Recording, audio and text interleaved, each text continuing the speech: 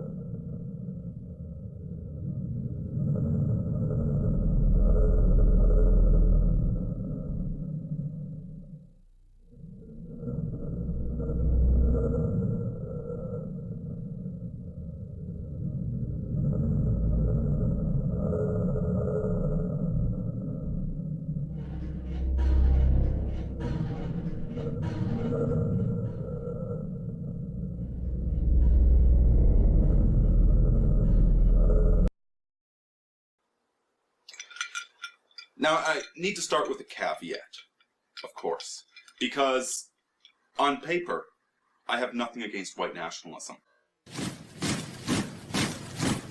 I am a huge white nationalist on paper.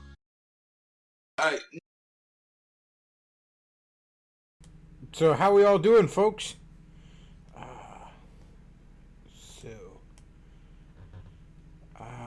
People in the chat are talking about the music we were playing. We were playing, of course, the music for the soundtrack for Doom 64 by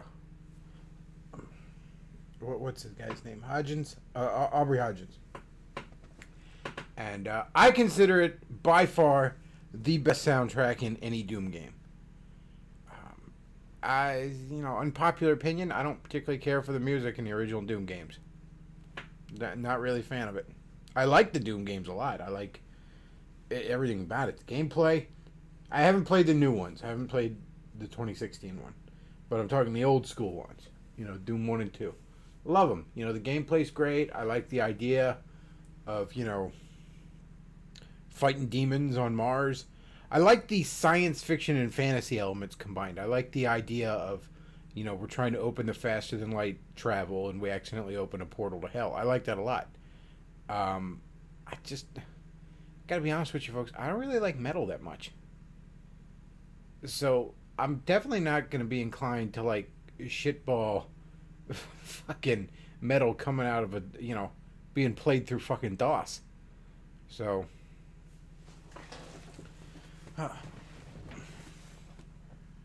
somebody says, you're telling me you don't like R2-D2 farting out Metallica?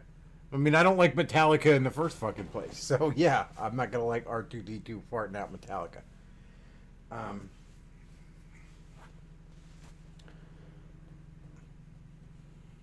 So, yeah, not a big fan of the original Doom music. The port of Doom I actually had growing up was the 32X port. I played the computer versions at friends' houses, but the one I owned was actually the 32X port. And I contend it's not a bad port. The one thing everybody says, oh, but the music in it's terrible. It's just terrible, terrible music, terrible. Well, the music in Doom kind of sucks in the first fucking place. I'm pretty sure I used to go into settings and turn the music off. I kind of preferred the, the more quiet. It's just me and the demons, like every other night. So he says, now that's obscure. Yes, I had a 32X. I did have a 32X. I didn't have the Sega CD, oddly enough, but I had the 32X. A few good games on the 32X. It kind of gets shit on a little too much. Like I said, the Doom port's fantastic. I had somebody try to argue with me once that the Super Nintendo Doom port was better because the music was better. I'm like, well, first of all, like I said, I don't like the music in Doom at all. Second of all, the graphics, it's impressive that Doom was even able to be ported on the Super Nintendo at all, from a pure technical standpoint. That said, the graphics in it are such shit. Yeah, I mean, they're a little bit condensed on the 32X compared to computer, but on a Super Nintendo, you can't see a fucking thing.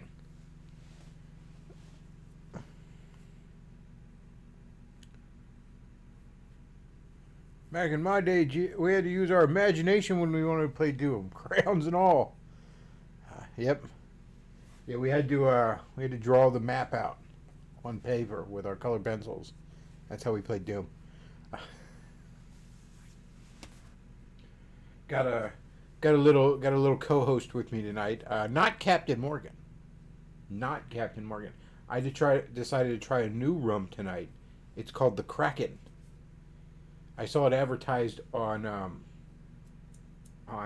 Angry Video Game Nerds channel, Cinemassacre, when they were doing their Monster Madness. One of those videos, they advertised the Kraken. I thought, you know what, that sounds good. I'm gonna give it a shot. So I went to the liquor store, got me a bottle of the Kraken, black spice rum. It's all right. I like it. It's not as good as Captain Morgan. I prefer Captain Morgan, but I like it.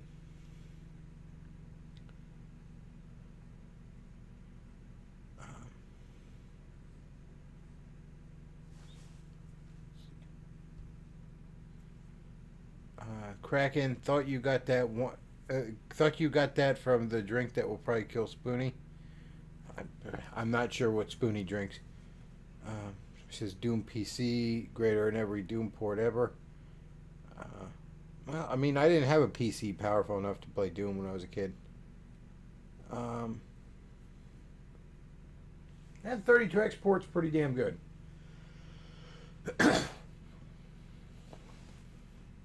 You know what's surprisingly good? Um, and you just would never think of it? There is a Doom port on the fucking Game Boy Advance. And it's actually pretty damn good. Like, for the time, I don't know when it came out, but early 2000s, I would imagine, being Game Boy Advance. That had to be totally bitching to actually have a solid Doom port on a handheld. Somebody says Kraken's all right. Sailor Jerry is good as well. Yeah, Kraken's it's good stuff. It's not quite Captain Morgan. I'm glad I tried it, but I don't believe I'll be buying another bottle of Kraken because I don't go through alcohol that much. I mean,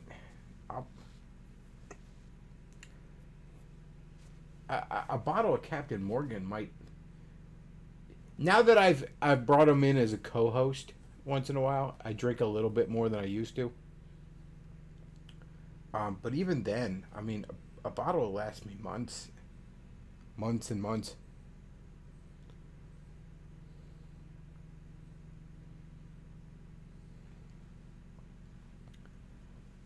Somebody says Morgan Spice is very nice, but very sweet for a rum. That's probably why I like it.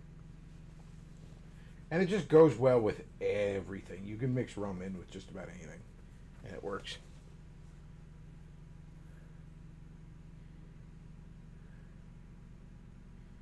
Somebody says, thoughts on the possibility that Doom Guy will be the 5th DLC character in Smash? I'd be okay with that. It's definitely a very iconic character. Yeah, I'd be fine with that. I mean, Joker's the only one I really just looked at it and was like, really? And that's in here now? All right. Just again, it's I'm not the creator of Smash, so I don't decide the rules, but I thought prior to that something had to be kind of iconic to be a third-party addition to Smash. And I'm sorry, Joker's not. He's just not. And you'd be like, well, and I know all you weebs, you're a big fucking fan of Persona, and that's fine. I'm glad you like Persona. I hope you and your boyfriend enjoy it. But he's not iconic. And the reason being, because I didn't know who the fuck it was. That's why I don't think he's iconic. It doesn't matter if I personally like him. You think I give a shit about Final Fantasy? I've played Final Fantasy Tactics. That's the only Final Fantasy game I've ever played through. I've played maybe a grand total of 10 minutes of other Final Fantasy games combined. And I know who the fuck Cloud is. I would recognize Cloud out of the corner of my eye.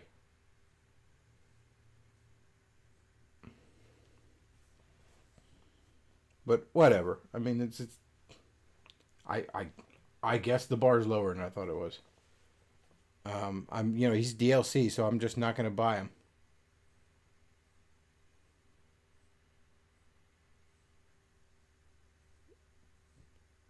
So he says, who says a character has to be iconic? That's just what I thought we were going with.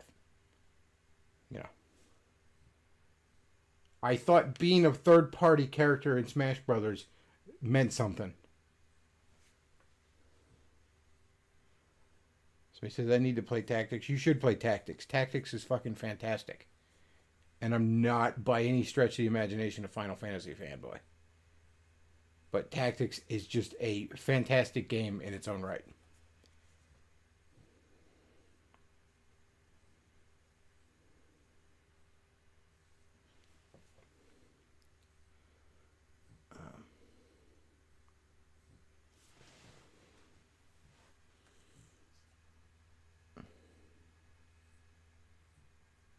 Somebody said, did Hose get mad and ruin something wonderful and entertaining again? I mean, probably.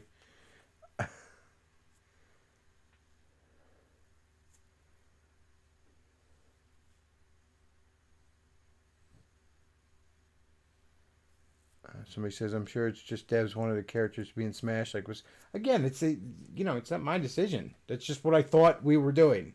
That's what I thought was going on here.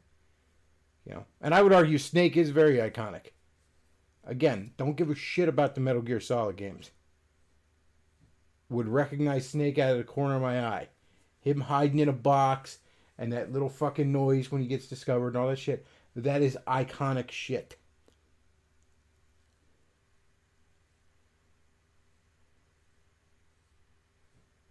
Somebody says, my sister has gained 100 pounds. She's got blue hair, declared herself pansexual, and she's friends with a British policewoman. Pray for her prayer request. Well, you know shit. This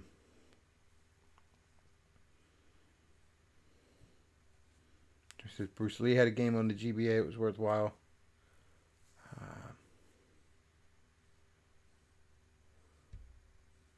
I'm always a sucker for when you can punch people through walls.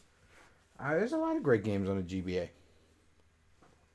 Game Boy Advance, if you're at all into retro games, Game Boy Advance is like, get a Game Boy Advance SP. It's a fantastic bargain because it'll run you. Mine ran me $30. Your mileage may vary, but that's what my local retro game place sold it for me. Now, granted, this was, I don't know, maybe like 2014, some shit like that. I don't know when the hell I got back into Game Boy, but a few years ago. But what's great about it is it's backwards compatible with Game Boy and Game Boy Color. So you open up... If you have a Game Boy Advance SP and a 3DS, you basically have access to all of Nintendo's handheld library. Somebody says, Joker from Persona is whatever, but I'm excited about Banjo. Yeah, I'm probably going to fire it up and play... I haven't played Smash in months, to be honest with you. I just kind of fell back into dicking around in Breath of the Wild, and here lately, so he got me the Mega Man X collection off the wish list, so I was playing that for a little while, and then I got Link's Awakening. I don't get to play video games as much as I'd like. I want to get Untitled Goose Game. I'm probably going to download that here, maybe tonight, to be honest with you. I've got a little bit of money in the, I've probably got enough to cover it through a gift card I got on a Nintendo eShop.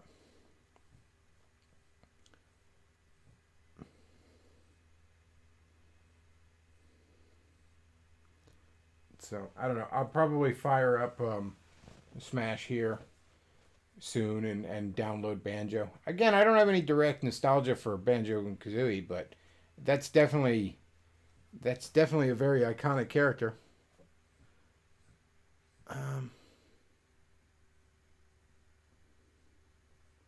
So he says, you ever play any of the Trials games like Excite Bike from the NES but not boring? I don't really think Excite Bike is boring, but actually I think Excite Bike's pretty damn good. Kind of better with two players though.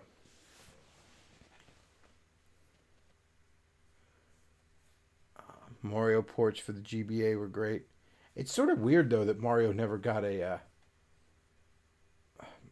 proper game on the GBA. Just ports of old games, and I guess there was the Mario and Luigi game. He got a Mario Kart and a Mario Party on there, but no, I guess mainline game. But yeah, definitely Game Boy Advance is great because there's a lot of great Game Boy Advance games. Minish Cap is fantastic. Metroid Fusion and Metroid Zero Mission are great. Zero Mission is a remake of the original, but it basically replaces the original. Nightmare in Dreamland and Amazing Mirror are great Kirby games. Again, one's a remake, but pretty much stands alone. Mario vs. Donkey Kong, that's another great game. There's a pretty There's a pretty underrated game on the GBA called Donkey Kong King of Swing. It's got this weird pegboard gameplay to it where you're playing vertically, going up these pegboards with Donkey Kong, but and you play. It's almost exclusively played with the two shoulder buttons, but it's pretty interesting. Yeah, it's cheap too. That's the other thing. Game Boy games are pretty damn cheap. Like an expensive Game Boy game, likely to run you $20. That's a pricey one, with very few exceptions. Like Kid Dracula and Mega Man 5 on the original Game Boy are stupid expensive. The original Shantae is stupid expensive.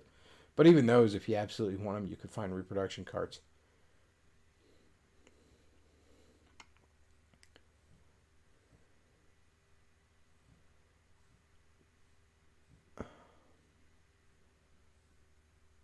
Let's see.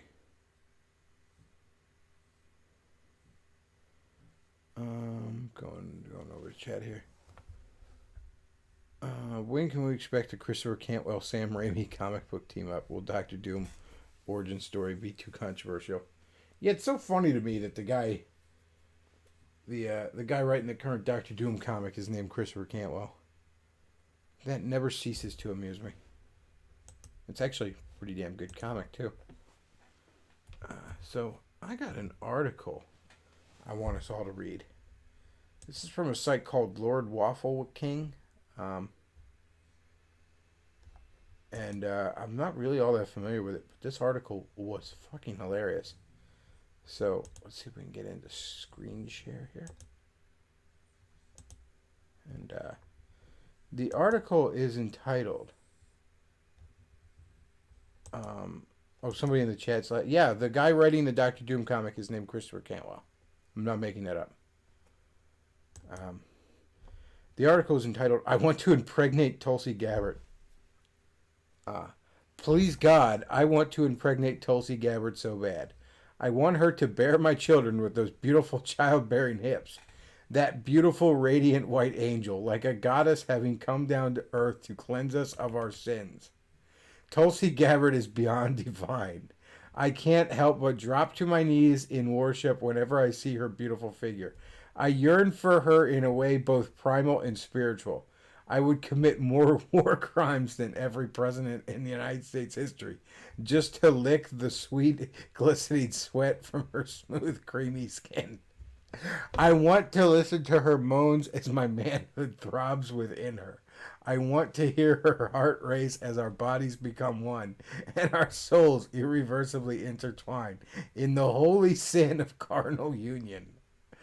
I want to suckle at her motherly bosom, slurping that rich coconut milk from her teat as she gently strokes my raging erection. I would stir her velvetly Samoan cream into my coffee and let my balls boil in it. Her cries of pleasure and the rocking of our bed would be louder than the cacophony of 10,000 drone strikes. I would make love to her until my body gave out and then some. I would let her break my rib cage with any part of her body. I would let her hit me with her car just to be near her for a brief moment. This article's fucking amazing. She's so perfect it hurts. Every moment without her, I suffer a pain worse than breaking every bone in my body simultaneously while drowning and also having shards of glass coated in hot sauce forced through every orifice of my body. I want her. I need her. I want to desecrate her pure white pants.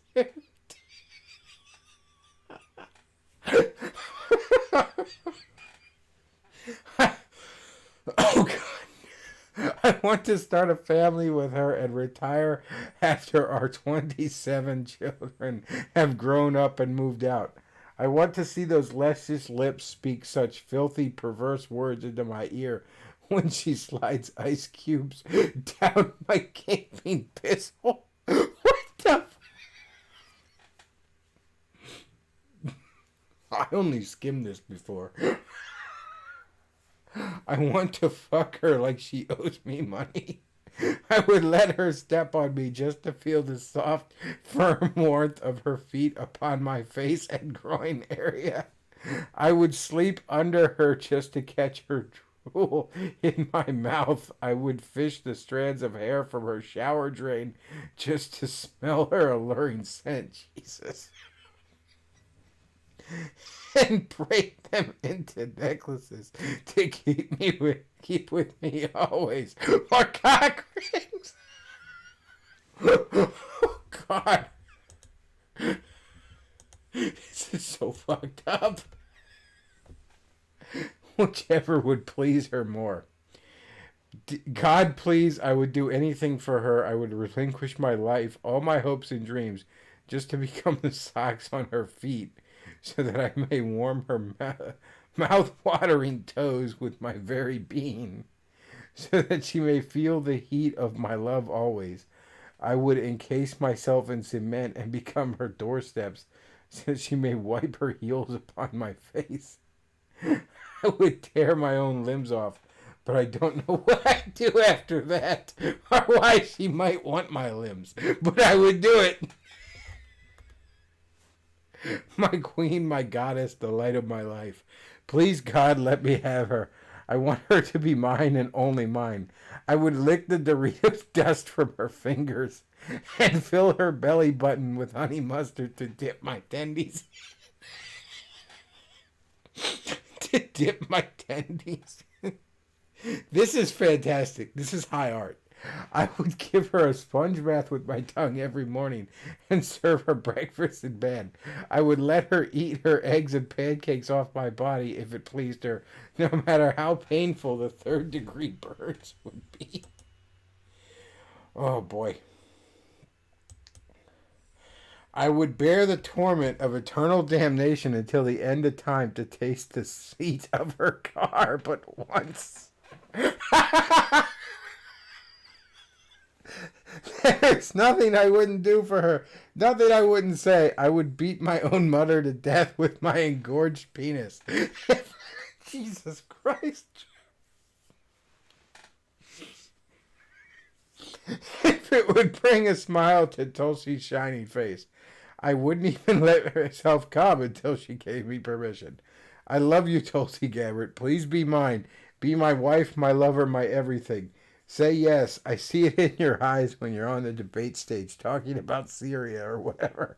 Answer my calls. Respond to my letters. Something. Get me a sign, Tulsi. I'm waiting for you.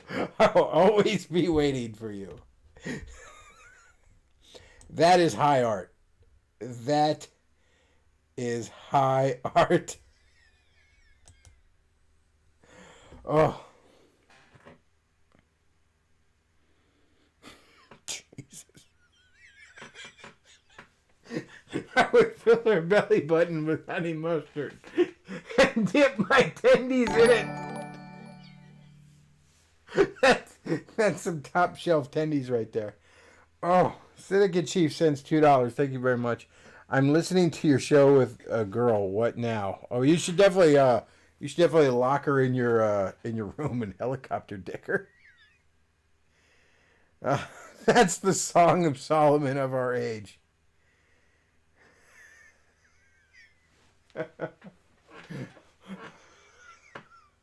the belly button full of honey mustard and dipping the tendies in it. That's fantastic. Oh boy.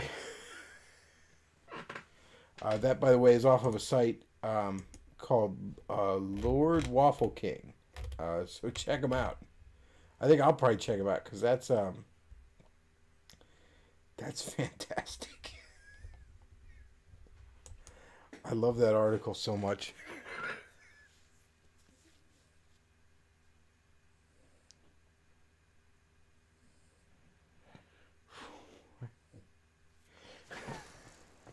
Oh, man.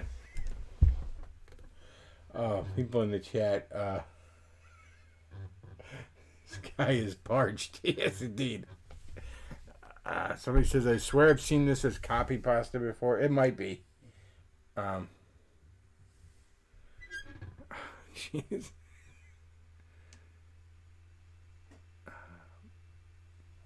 Who says romance is dead? This is one hell of a love letter. Gaping piss hole. Yes, indeed.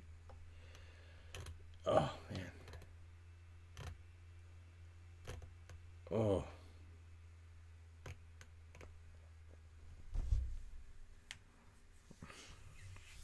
So he says, can't wait for Mikey Knock to squirt his ranch sauce all over her tendies. That was impressive.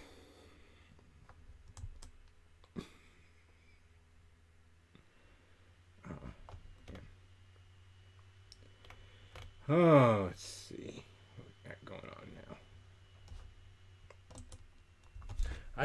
I kind of felt like streaming, but I really didn't have a ton planned for tonight. Let's see. I know that Richard guy wanted to call in. I'll see if he's on Discord. Yeah, he is there. All right.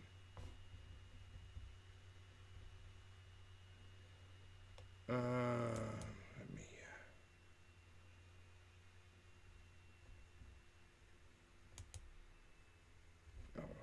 Hang on 1 second, folks. Sorry.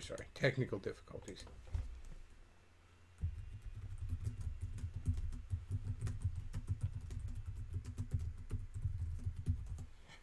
All right.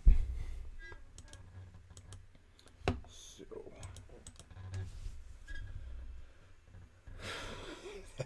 That was impressive. Let's check in with old Rooney.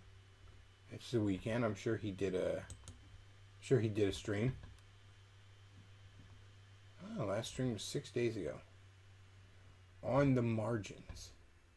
Well, let's check this out. Because you know what? This is probably going to be a... oh, wait. We got a caller. Alright. So, let me check, make sure the audio's working. And we'll bring in a caller.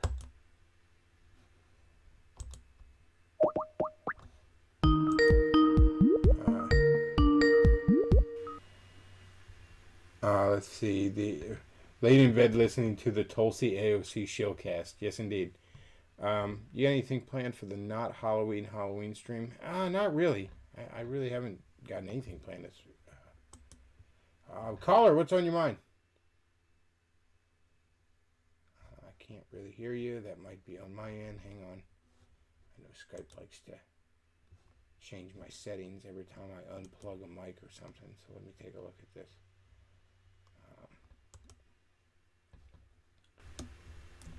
Microphone, speakers.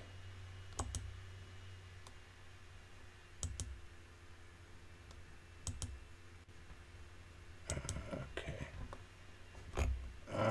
Still can't hear you. Testing. There you are. Okay. Alrighty, fantastic. First of all, if anybody can come on the Bechtloff live stream and read that article nonstop without even chuckling, I'll give you $10. Oh, dude, that somebody earns more than $10 if they can read that with a straight 25.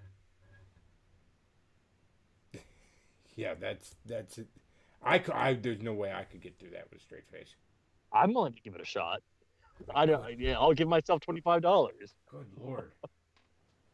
You gonna fill her belly button with honey mustard and dip your teddies in it? And then there's the part where he goes, I would chop off my limbs, but I don't know why she'd want that, but I would totally do it. Spectacular. Oh man, that's a love letter. You change that around. You send that to the girl you love. There you go. Everybody, that's some game right there. That is, you described it perfectly, Chris. High art. Oh man, it really is. It was something special. It sure was. I remember I wanted to call in for two reasons. The first was to give a bit of an inspirational story to everybody. Okay. So this last week, actually almost exactly a week ago, I started doing a mostly keto diet. That means just no carbs, meat, vegetables, fruit. And I've mostly stuck with it aside from my cheat days, Wednesdays and Saturdays. I have like a burger or something. But on Friday, right? Mm-hmm. I had the craving. I walked into the dollar store. I was in the sweets aisle. I was looking at this box of donuts, and I had a straight up fucking glaring contest with it for 10 whole minutes. Picking it off the shelf, putting it back, picking it off the shelf, putting it back. Just having a full on internal war. But you know what? I won that war. I walked out of that store with nothing but a gallon of water. Hmm. It can be done. You can beat your hunger, man. It can be done. So that's always been my biggest problem is the sugars, man. Oh, the soda's my killer. That's the I thing that I kills me. finally kicked the soda. I have successfully kicked the soda, not even having the cravings anymore. It's although to be fair, energy drink is my weakness, caffeine in general. Yeah, but isn't I that like just as bad? That's usually either filled it's with way worse. sugar or It the is way worse. yeah. It's just like everybody. I don't drink soda, and then they got a can of Monster, Yeah, and the it's like stuff. you drink soda's fucking crackhead cousin is what you drink. Yeah. Well, I like it because I need stuff that tastes strong. I need my if I'm having spicy food, it's really spicy. If I'm having something sweet, I prefer it super sweet. Like most people, they try energy drinks, they don't taste anything because it's so sweet that it just overpowers the taste buds. It tastes fine to me. I think the only one I ever really tried that I can remember is I tried Red Bull, and It I tastes thought it terrible. tasted like cough syrup filtered through a dirty sock. I think it tastes like chalk. I thought it was awful. Like I took a couple sips out of it and threw it away, and then got a soda. If you when I quit energy drinks, if I try to get back on it, like at first it just tastes like shit. Except for like the fruity Red Bulls. There's a Red Bull coconut that's really tasty and the Red Bull peach. I like those. But yes, during my diet days, it's fruits, vegetables, and chicken pretty much. Well, you can't go wrong with chicken, man. Absolutely cannot. And what's great is since I'm living in my van traveling the country, like Walmart serves these full-on baked turkey. I'm not turkeys, baked chickens. Like it's the entire chicken baked inside of the plastic bin. You know what I'm talking about? Mm-hmm. There's like these lemon pepper ones, and the skin is just phenomenal.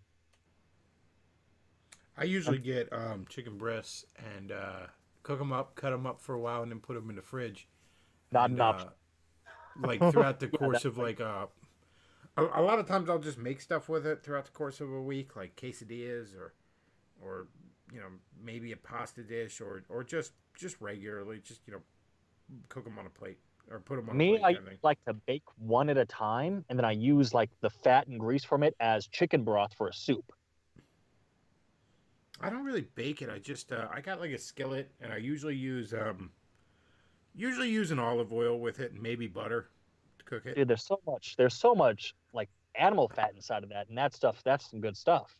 The Just great, I used to use vegetable oil, but that stuff's dude. fucking horrible for you. And once you get off of it, like, cause it's shit. It really tastes like shit.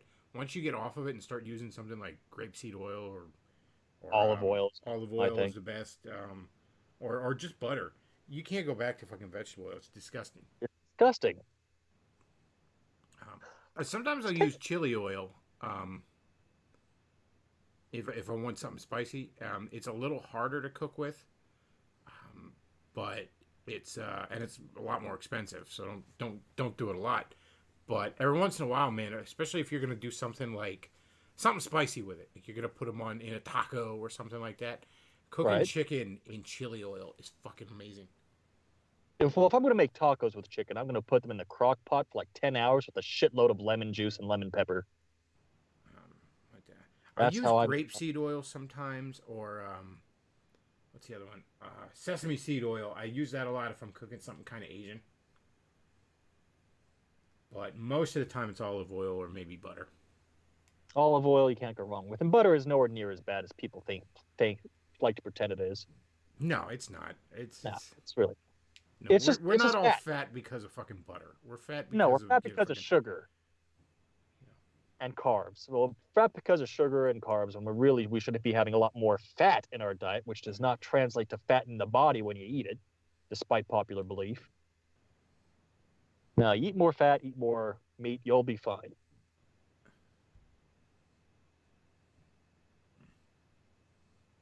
But yeah, chicken's most of what I cook. I don't. I do beef a little bit. I don't really like pork, so I don't tend to do pork very often. There's only two ways I like pork, Chris, and I'm sure you're going to agree with them. The first is the honey ham in the holidays with the pineapple and cherry Yeah, on it. yeah. I had a caramel apple baked ham the one year. That was Oh, fucking amazing. oh, that sounds amazing. I don't think I've ever had that. The other way I like it, and you should try this at least once, just make it. It's the easiest recipe in the world. You get a big old bottle of cinnamon applesauce from the store. You buy the pork, not ribeye, not, I don't think it's called a filet mignon when it comes off a pig, but that's what it is.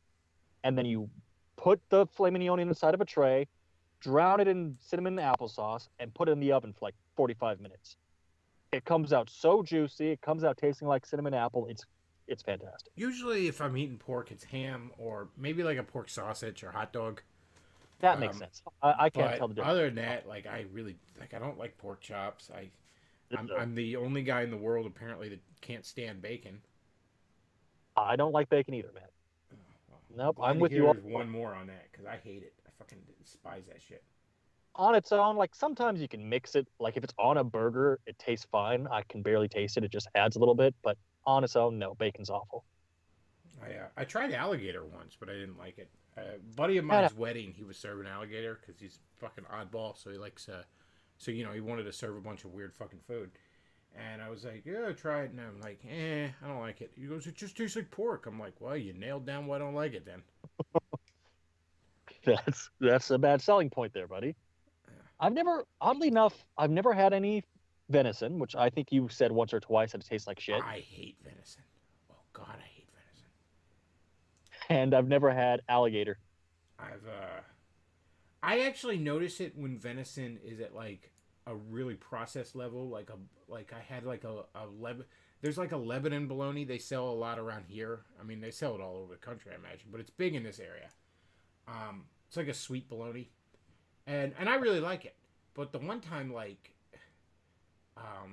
my dad tried to see if I would catch it. He got some Lebanon bologna that was venison, and like I literally I'm like, I don't know what brand of bologna you got, but it was fucking awful. Don't get it again. And he goes, oh, it was venison. I'm like, well, there's your problem. Don't, yeah, that's disgusting. I've never been able to tolerate venison. All right, hopefully I'll have a better experience with it if I ever manage to get the chance. I don't know. I don't know. Maybe it's different if you get like the farm raised venison, but like actual, most of the time around here it's a deer somebody's been hunting, and it's just the meat just is awful, fucking gamey and shit. Like I remember it was the one place I used to work. There was a bunch of rednecks working there, and they had and it was actually a really nice place because there was an old RCA plant around here that turned into like a business park for a bunch of small businesses. Like they were all in the same building. You know what I mean? And so we all shared a really big cafeteria. So the food there was usually great. But the one day they all did some sort of potluck in the actual break room in our section. So I was like, all right, I'll try the food. And it was all a bunch of country kitchen redneck shit that I didn't want. But I was like, oh, somebody brought in meatballs. Well, you can't go wrong with meatballs. I get some meatballs. I like fill my fucking plate with meatballs. I'm like, fuck yeah. I sit down, I take a bite out of the one. Like, what the fuck's wrong with this? And then I look at this meatball that I bit into, and the meat looks all like fucking gamey and stringy and shit. I'm like, what the? Was this cow fucking sick? Am I gonna die? I'm sorry, you lost me somewhere. The meatballs were stringy? Yeah, like somehow the meat, I don't know how to describe it, but it just, when I took a bite out of it and then looked at it, it looked wrong. You know what I mean? It did not look like ground beef.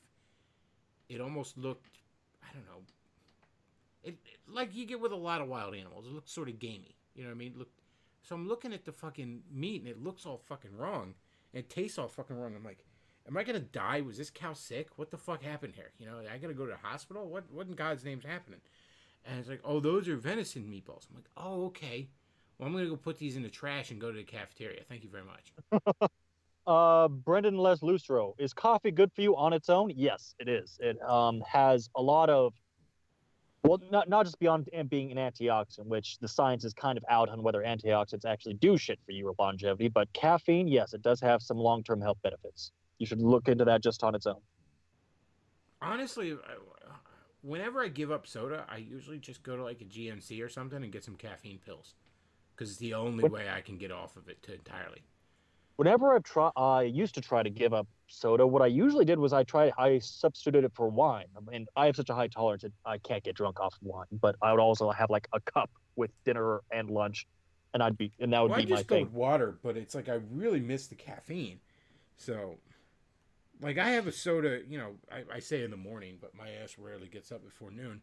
But I have a soda usually when I get up, like start the day, some caffeine, because I don't really like coffee. So it's like, I want some caffeine. I don't want coffee. So, Well, Bill, a lot of people get. I think I told you this once, and you didn't believe me, but the sugar-free sodas with these substitutes, if you can get onto them, without the sugar there, it's not killing you.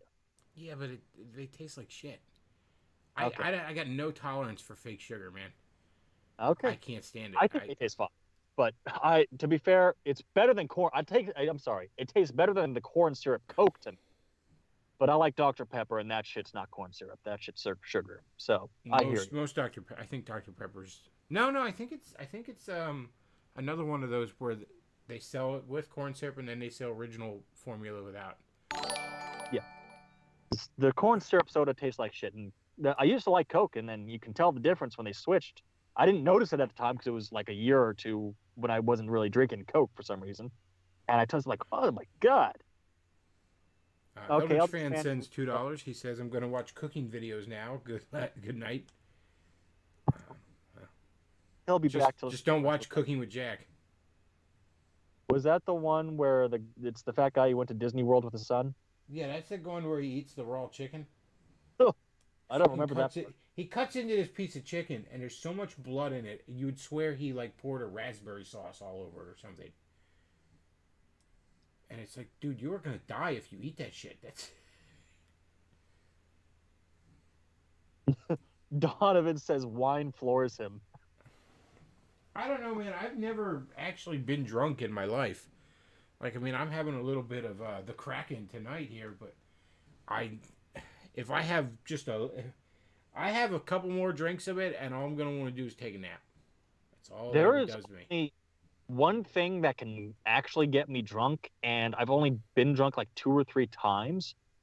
And one of them was on your election night stream, which I watch on the 20th of November every year now, just to celebrate. It's called Red's Wicked Ale. It's like 12% alcohol, 85% sugar. And that gets me there fast. Like, it just goes straight to my head. And that'll get me happy and jolly. And if I'm watching the Bechtloff for 8 hours while doing it, yeah, that'll. I get a little loose with a drink or two, but after that, it's like I just want to take a nap. I feel just want to nothing. take a nap. I feel nothing at all. And I like hard liquor, I can down it. And I've never gotten past that point. Like I just have a few drinks, gonna go take a nap, gonna go to bed. It's great Yeah, that's about if I get insomnia. It's amazing. It's the one surefire cure for insomnia for me always. the. What was I about to say? God damn it. I don't remember. God, I lost the train of thought there, Chris. Well, you wanted to talk about some sort of investment idea you had. Oh, that. I haven't been able to find a good lawyer to talk to about that, and it would have to be somebody pro bono. But it's a very simple epiphany I had, and I don't know enough about it to whether I can say whether or not I'm going to do it or if we should. If any of your viewers know a lawyer who specializes in investment law, please tell them to message me on the Discord so I can talk to that lawyer. It's it's a very simple concept. Apparently, if you are an investor in a company and that company deliberately does something knowingly that hurts the bottom line and fucks up your money, you can sue them. And a clear example of this would be Dickies, I think is the name of the brand. They stopped selling guns in their stores out of protest. Like, if I had been an investor before that, I'd have sued the shit out of them and I would have made a lot of money.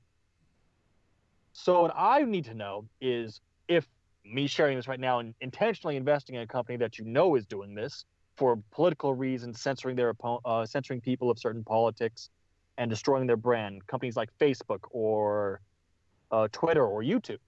I would honestly want to go for YouTube, but they're owned by a company called Alphabet, and their stock is like 1,250 last time I checked, so that's not happening.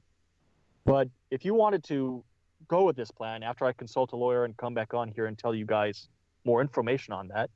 What we'd want to do is I just want to get as many people as possible on any political part of the political aisle that is fed up with this bullshit to buy a stock in Facebook, Twitter, and a video game company. I'll explain that in a second. And it would cost like $250. Each of us just $250, and we'll pretty much own them. Like this next election cycle, this election meddling by these tech companies is going to be a thing of the past if we do this. Well, it's an interesting idea. I don't know how much it would work, but I mean, I don't have a better idea. I mean, at this point, the only thing really fighting it is Ted Cruz occasionally gives them some shit. How I understand it is that if you sue a company and instead of taking a settlement, like the procedure goes all the way through, you win it, it becomes not criminal law but civil law. It's just like in criminal cases, what a judgment comes in then essentially becomes law. But I need to talk to a lawyer about that in particular, so that if we were to do this, we'd have to agree ahead of time. Doesn't matter what they try to sell it for. We're going all the way through. We're not doing it for the money.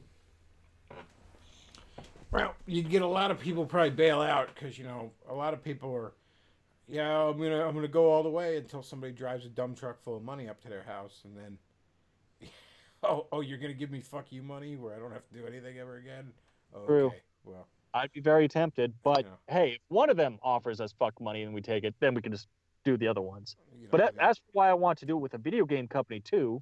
You're not a PC gamer, so you wouldn't understand the I forgot what it's called. I actually posted a meme about it on your Discord. Hang on a second. Dank Memes. Scrolling upwards to my last post. It's here somewhere. Here it is. DRM. This anti-consumer bullshit PC games do, where you pretty much don't own the game at all. When I bought the new Doom game for PC, half of the game I had to download off of Steam. It wasn't all there on the disc. And then there was any of it on a disc. Yeah. These days. And then afterwards, when I got a new Steam account because I've got my old login information, I can't have it anymore, so I have to play my Doom game pirated. That kind of bullshit. Alternatively, I'd want to maybe do this with Nintendo, but I'm not sure how it translates to overseas law since they're in Japan because of their anti-emulator bullshit. You saw that documentary on the importance of emulators, right, Chris? Yeah, but technically the law's on their side on that because it is. I mean, I don't like it, but yeah, it's sort of protecting their intellectual property and all that sort of stuff. I mean, I don't want them to do it for no other reason than I'm too tech retarded to have an emulator at this point. But like, it's a question of like preservation of the history of the medium that really gets fucked over when they go after these emulator things. That said, though, the way the copyright law is, it's on their side. Kind of. It's a bit more complicated than that. But for ROM hacks, it's not. Because ROM hacks are transformative. Yes. ROM hacks, it's a completely different thing.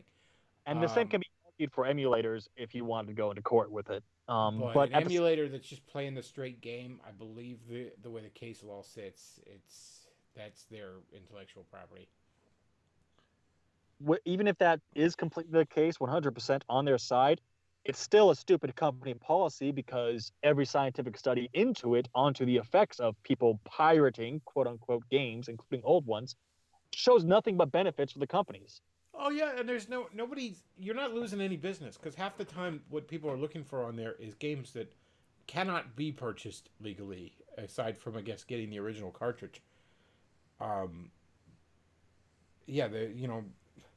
It's licensed games where no one has the license anymore, kind of thing, or it's games where the company's gone out of business, or it's games where the companies are just sitting on them.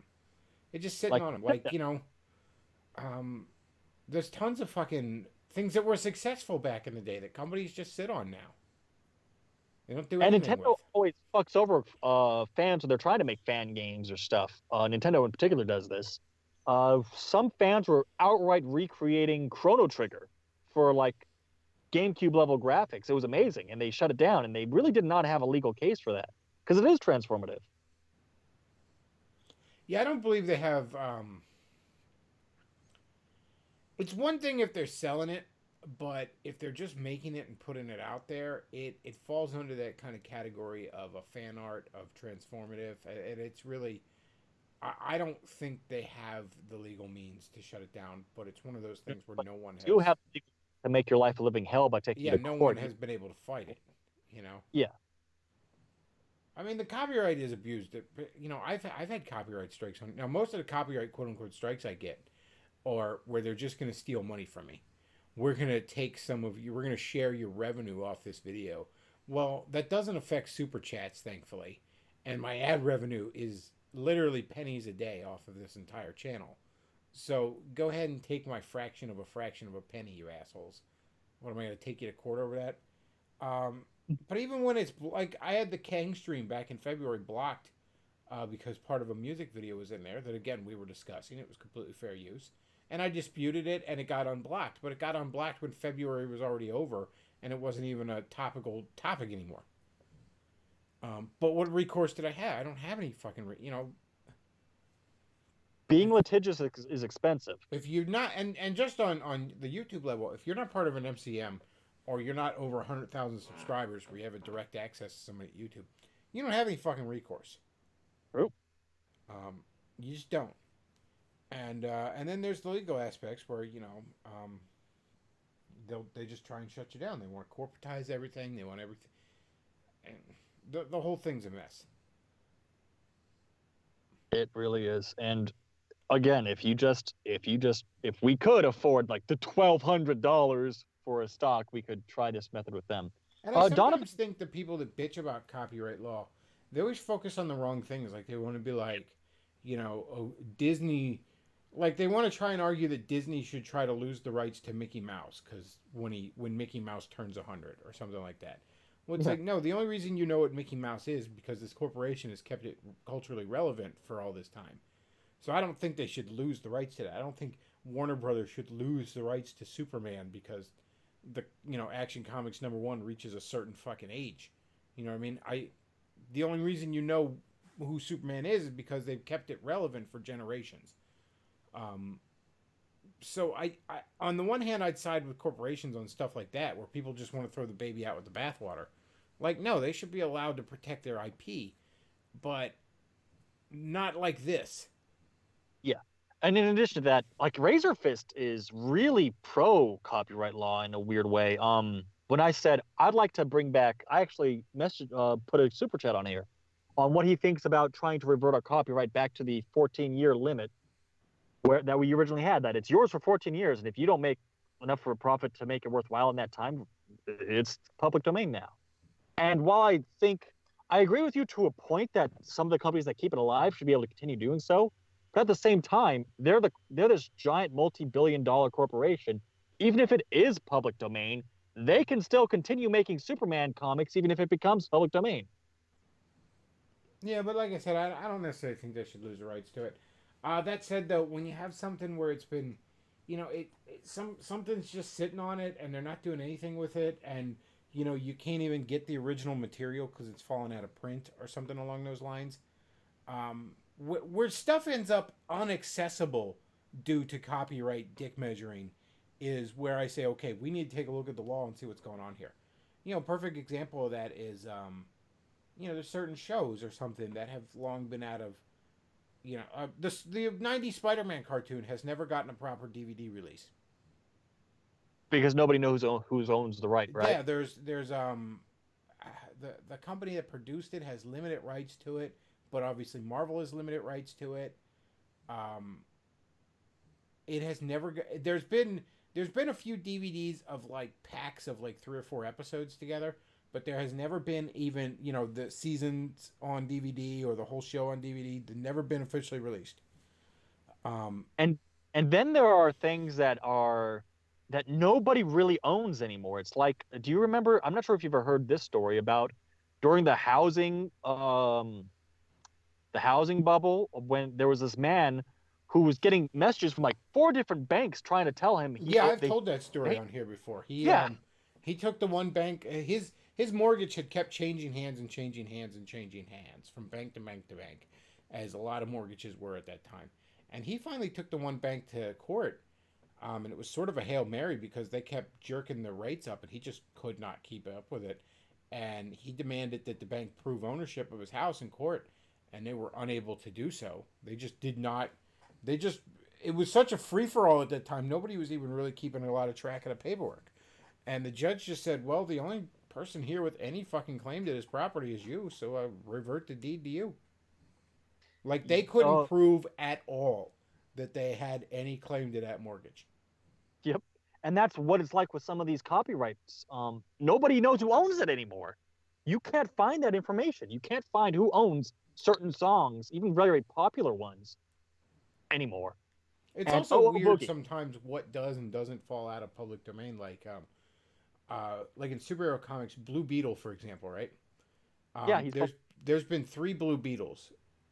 There was the like main ones. There was the one in the Golden Age, which I can't remember the guy's name, but Dan Garrett was the character's name, and then there was the Ted Cord Blue Beetle in the Silver Age, which was owned by Charleston, um, and I can't remember if they bought the rights or if the rights to the original Blue Beetle had already gone public domain at that point, because it was Fox Comics that published the Golden Age one.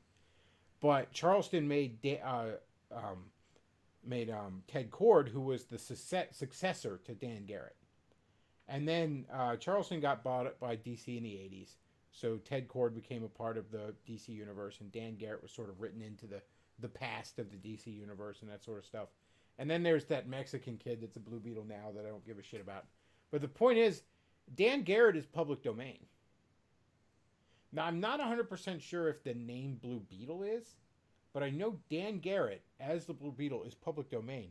And the reason I know that, there's actually an independent company called, I want to say it's called Lucky Comics, and I've been wanting to check this book out for a while, but I've been waiting for it to come out on trade paperback, which is taking them forever because they're a little independent company. But they publish a comic called Beetle Girl, which is it's like the granddaughter of Dan Garrett taking on his mantle. Chris, for a second, I have to respond to what OO Boogie said. The one argument against making stuff public domain more easily is instead of the corporations skating on nostalgia, everyone will be skating on nostalgia to sell garbage. And that was actually the argument Razorfist used. And to that I say that's to insinuate that the corporations aren't pumping out garbage. Yeah, I Yeah, mean, if you say they're take it, skating on nostalgia, but that's because nobody's able to make anything new right now. Like, that's because it's a bunch of SJWs that don't know how to make anything new. That's why they're skating but on nostalgia. to explain what would happen, all of these things essentially became public domain overnight. And I'm going to sound, everyone's going to look at me like I'm retarded for this. It's going to be like fan fiction. There's going to be a shitload of fan made media. Most of it's going to be garbage. Some of it's going to be good. And you're going to find the rare diamond that is absolutely amazing, the best thing you've ever read in the series. I read a lot of fan fiction. It's pretty much all I read when it comes to fiction. And I find stuff out there that's way better than the original stuff. So if you made it, if you made it public domain overnight, all of it, you'd get a lot of shit. But you're also getting a lot of shit now. You're at least guaranteed that you'll find some diamonds in the rough, as opposed to right now, you have no guarantee that what's coming out is going to be good. And in fact, you've almost got a perfect guarantee it's going to be shit, like the new Star Wars movies. Well, like I said, I'm for reforming the copyright laws and that sort of thing. But I don't want to throw the baby out with the bathwater. How would you do it? The way I would want to do it is if it hasn't had a profitable, let's word this very meticulously, law is that way. If it hasn't had a profitable release in 10 years or more, would that make it all right? Like, for example, I wouldn't say new release. I'd say, like, are you keeping it out there? Um, like, in other words, let's say you made I don't know, let's say you made a movie, and it was Okay. just three movies, and that's all you wanted to make, and that's all there is on it. That's the whole franchise. These three movies, and you own it, but you're constantly keeping the DVDs in print or the Blu-rays or whatever. You're putting out merchandise of it. You make it still relevant. You know what I mean? it stays relevant, and you keep it out there. It's still accessible to people. You know what I mean? You keep it. You make sure the streaming services have rights to it. You make sure the different cable channels can get the rights to air it and that sort of thing. You don't just take it and you sit on it and it gets thrown into a fucking vault, kind of thing. If you're keeping it out there, so that people can consume it, so people can enjoy it, and you're keeping it relevant, whether or not that's making new stuff or whether or not it's just carrying on the original, whatever. If you're out there, you're keeping it relevant, then fine. Like I believe Robert Zemeckis still owns the rights to Back to the Future because he swore up and down there's never going to be a reboot of it. Now there is some new stuff, like there was a cartoon a little bit afterwards, back in like the late 80s, early 90s. There's a comic book at IDW based on it that I've heard is very good. But for the most part, that franchise sits at just those 3 movies. That's the majority of it. There's not a reboot. There's not a bunch of ill-fated sequels, where... Isn't that worse? Because they really aren't doing anything with it, because that, what you were just saying, that guy's just sitting on it. Well, no, he's not just sitting on it. It's still out there. So you mean as a kind of preservation, if it's not anything new is made, if it's just re-releasing the same thing, making sure it's available for new medium? Yeah, that's what I mean. Like, if you're doing something where it's the 90s Spider-Man cartoon and you can't legally fucking purchase this for consumption, then okay, maybe you can't, maybe you're not a steward of this piece of culture. But if you're out there and you're making sure that it's still out there for people to consume, whether or not it's new stuff or just making sure the old stuff stays available for people, then yeah, I think you're a steward of this piece of culture. That I'm not sure about that, because here's the thing, Chris. Because I don't think Robert Zemeckis should lose the rights to Back to the Future, so that some corporation can make Back to the Future the woke version. Well, what that would do? You're talking about the corporation getting sole ownership of that, not just him losing it and it becoming the public domain. Like if Back to the Future became public domain, there would be no way to stop you from preserving the originals.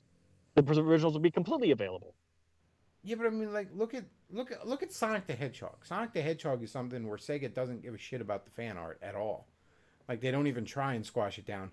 And now Sonic the Hedgehog is known more for fucking fetish porn, and broken, fetish porn is up there with broken 3D fucking physics as for what Sonic the Hedgehog is known for. So yeah, if I created something, I'm not entirely sure I'd want that. Here's the thing though, Chris. Take this on the long-term run. Let's go back to something that pretty much is public domain. I think. I can't believe I just forgot the name. The very famous detective books, the guy Sherlock Holmes. Mm-hmm. Sherlock Holmes books came out forever ago, and now they're Imagine if it was just those original series written by, I forgot the author's name because I'm retarded. Imagine if it was just those books for going on over a century now. But I don't think Robert Zemeckis should, like, his estate should necessarily hold on to the rights to it. Oh, it's a lifetime ownership of the intellectual creator. Yeah, or let's say it is a corporation, though. If a corporation is keeping that thing relevant, or if the original creator is alive, are two things where I would say, leave the copyright alone. But with corporations, the problem is they can technically live on forever and prevent any new medium from benefiting from this cultural heritage of ours. All of these books and movies that came out this last century are our cultural heritage now. I'm not sure, a lot of this conversation is now reminding me of Doomcock. You familiar with him? No. He has a great video called What is Canon? What is canon? Well, here's the other thing, though. I don't necessarily think you should... look, it's great when people are adding to Sherlock Holmes stuff or whatever, but far better than that is to be inspired by Sherlock Holmes and make your own thing. Like, I'll go back to the example of Superman. Not only did that, arguably create the entire genre of superheroes, but the sheer amount of characters that are just obvious analogs of Superman. Recently we had that Brightburn movie, Well, the which is problem with just that basically argument is like, that what everything if Disney Superman ever made, was evil, but it's not evil Superman. It is its own character, even though it's very obviously inspired by and based on Superman. but every single Disney movie ever, well, except for recent years with movies that suck, is a straight up ripoff of old cultural stories and books. Yeah, but we're Hunchback, talking about something that, look, once we're getting into centuries, maybe that's different. Um, but but we're going through centuries of new media every year. Every year, like a century's worth of new movies and video games and books are published. But honestly, if there was a corporation that was keeping some fucking fairy tale alive for 500 years and keeping it relevant, then I would say fine. When you They're the say steward of relevant, it. Leave them alone. earlier you defined relevant as just making sure it's still accessible. But if something's public domain, it's even more accessible. Well, yeah, but it's accessible to the point where it's just nothing. It's just garbage. Like Peter Pan or the original or Alice in Wonderland, those things are public domain and they're infinitely more accessible than anything that's come out in recent years because they're public domain. And there's been bad stuff based on Peter Pan and Alice in Wonderland, and there's been excellent stuff. Stuff that the original creators could never have come up with. Alice Madness Returns, which was kind of bad, but the original American McGee's, which is kind of good. Well, like I said, I don't. You go back to like say Mickey Mouse or Superman or something like that. Those things are only relevant because of the work that Warner Brothers and Disney did respectively to keep them relevant. And I don't think they should lose IPs on that just because an arbitrary amount of time has gone by. But the thing about that is we only know it's relevant now. We don't know if it could have been just as relevant or more relevant if it had been public domain. Well, no, there's It's plenty of stuff from the 40s that's public domain. There's plenty of superheroes from the 40s, for example, that are public domain that nobody gives a rosy shit about. well, they're only public domain because nobody gave a rosy shit about them. Like, Because the corporations well, no, they're didn't. public domain because the companies that own them eventually crashed in the 50s, um, when there was when superhero comics were damn near outlawed, um, and they had no corporation behind them to hold on to them for a while, so they just went away. And occasionally you'll see somebody do something, but for the most part, nobody knows who the most the most famous public domain superhero is probably the death-defying Daredevil. And Oh, the original yellow one. no. That's Daredevil's original costume. He's half black, half white. It's something from the 40s, and it was called the Death-Defying Daredevil. And nobody's fucking heard of it. Occasionally, you will see some indie books make use of him, but there's never gonna be a fucking movie about him. There's never gonna be a fucking TV show about him. Nobody gives a shit about him, and nobody stop. I could make one right now. Assuming I knew how. Nobody stopped me. But nobody cares. Because there hasn't been a major company putting work into it to keep it relevant for all these years. Oh, does it matter? Well, you're those making things from that 500 years ago remained relevant because that was all you could buy 3 books in your lifetime. Chris, the argument that the corporations make them relevant is kind of backwards because the corporations make all kinds of stuff that don't stay relevant that people just forget but still aren't in the public domain. They're not relevant because the corporations keep Well, them relevant. if They're somebody relevant again, if if they're somebody keep- sits on it forever, then yeah, maybe maybe it should revert to public domain. If for no other reason than if it's not accessible anymore. But you and I have a very different idea of what accessible means. For me, if anything new hasn't come out for it in forever, and they're just re-releasing the same old thing, I don't think that's keeping something relevant because everything they're doing could be done by just making it public domain. People would just be able to distribute it themselves. The corporations aren't preserving it at that point. They're just preserving their profitability in it at that point. But again, if they came up with it, I don't understand why they shouldn't be able to preserve their profitability about it. Again, I'm not a big fan of the corporation, but if they made it and they're out there putting it out there, like yeah, it's theirs. I don't think it should just revert to everybody gets to have it after a certain amount of time. Well, Chris, let's back up here and just get to the bare bones of this. What do you think the purpose of copyright law is? That might be our disagreement here. I think that when you come up with a form of art, when you come up with, say, a character or a story or whatever, I think you should retain ownership of that. And I think if you are if a corporation purchases that, or if they had someone create it under their employment or whatever, um, then they should be able to retain it. Um, Okay. you know, take the Ninja Turtles. It's a Hmm. prime example. Eastman and Lord create the Ninja Turtles. In a few years, they're fucking multimillionaires over it. It was a Hmm. blazing success. So after a while, I can't remember which one of them buys the other out. The other doesn't want to do it anymore. Okay, fine. Give me some money.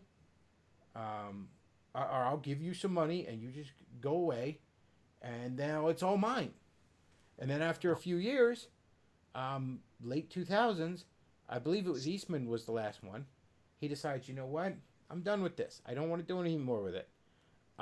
I'm going to sell it to a company I believe will be able to keep it going and keep it relevant. Um, so he sells it to Nickelodeon for $2 million, which was a fucking steal. Um, but you know, Nickelodeon shelled out $2 million for that. So should Nickelodeon get to have the exclusive rights to make Ninja Turtle shit for a long time? They paid no small amount of money for it. To the man who created it, who held sole ownership of it. Why should I get to just go ahead and make my own Ninja Turtle cartoon? Okay. I didn't Uh, make the Ninja Turtles. all right. I understand your argument now. Let me explain to you with how copyright came to be. Copyright is just the intellectual, literary, artistic version of patent laws. The purpose of a patent law is to make sure that an inventor of a thing gets sole ownership of it long enough that he can make a profit off of it and do something with it, but at the same time puts a time limit on that so that when it's been there long enough that other people can make more innovations on it, turn it into something better or new, that we can have technological progress instead of a single corporation just preserving it and just making the same thing over and over again and preventing new innovations from coming Yeah, along. but see, with art, it's a little different because I would argue the progress in art, the cultural progress in art, is to take that IP that someone else owns and to be inspired by it and create your own thing based off of it. And it doesn't have to be a completely different thing to only be inspired of it. I could be inspired by Superman to make a different Superman story. That's perfectly fine. That is transformative art. Well, The okay, we but were I think there needs to be a certain threshold of transformativeness where, again, you could argue, say, Brightburn is just Superman. You could very easily argue that movie is just Superman. But you know But what? you were saying earlier how a fan game is perfectly transformative, but there seems to be a disconnect with There's a literature bit of a and difference in that, though, because generally a fan made game is something where somebody's not making money off of it. okay. So we're talking about a business sense here, not actually the cultural sense here and the importance Yeah, of look, making if stories. somebody's not making money off of a fan game, generally, um, you know, somebody is not directly somebody is not taking somebody's not taking a Sonic the Hedgehog ROM hack and putting it on the fucking Switch and directly competing with Sega using their character. So I would say that's kind of the difference there. But your argument really does boil down to profitability. So if a company isn't making a profit off of something, isn't making, well, not just making Well, new things, just see that I doing the don't old. want to make a threshold because something But that a you're company holds on to for a long time is going to go through ups and downs. There's going to be points where they you know they put out a new like I can't imagine the current Ninja Turtle cartoon is making fucking money. It looks But like an that's why I absolute said dumpster earlier fire. why I put on the qualifier that it hasn't made a profit in X amount of years, because that would give a buffer time for ups and downs in the economy, just I basic. would you know what? I'd be okay with that buffer if that was like 30 years Ah, or 20 hmm. years. 20 But years if it's is, I'd like, be okay with years, but I said 14 years because if it's that's like, oh, in the last 5 years this hasn't turned a profit. Well, that's not okay, fair. yeah, I, it's, you know, there's economic the current downturns, Ninja but if Turtle cartoon, I can't imagine it's making any. Maybe it's in the black, but who knows? But that's it's not a success. It looks like a raging dumpster fire. But the cartoon Nickelodeon did right before that was actually pretty good and a return to it was form for the fantastic. series. Yeah. And they'll probably do another cartoon that's a return to form to series. But speaking of the Ninja Turtles, here's an interesting thing where I think copyright needs to be looked at. I would argue one of the biggest ways that when you need to look at copyright is when there are multiple parties who own the copyrights to things. Oh yeah.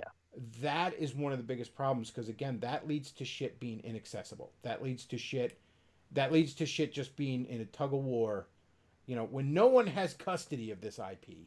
When this poor little IP has to go visit mom on the weekends and be I with was dad about on to the make that weekdays. joke.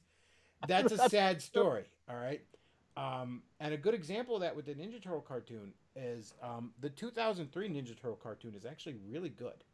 I loved it. I have played Um, all the video games in that series. from what I understand, there's a lot of issues with rights involving that for the simple fact that there were different actor unions involved and shit like that.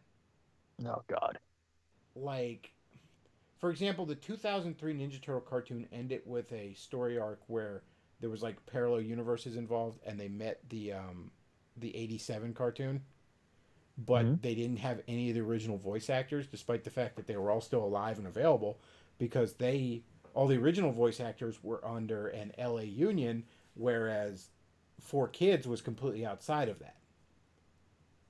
And Yep. likewise, the 2012 cartoon has done some interdimensional crossovers with the '87 cartoon, but has not done any crossovers with the 2003 cartoon because, again, there's issues involving Four Kids and then compared to Viacom and companies not getting along. Well, as far as I'm concerned, when Viacom bought the Ninja Turtles, they should have had complete access to all the existing Ninja Turtle shows. I agree. So there's a point we agree on. If copyright should be one holder only, even if it's just a corporation or a human being, it should be one holder only, not shared custody. Can we agree on that?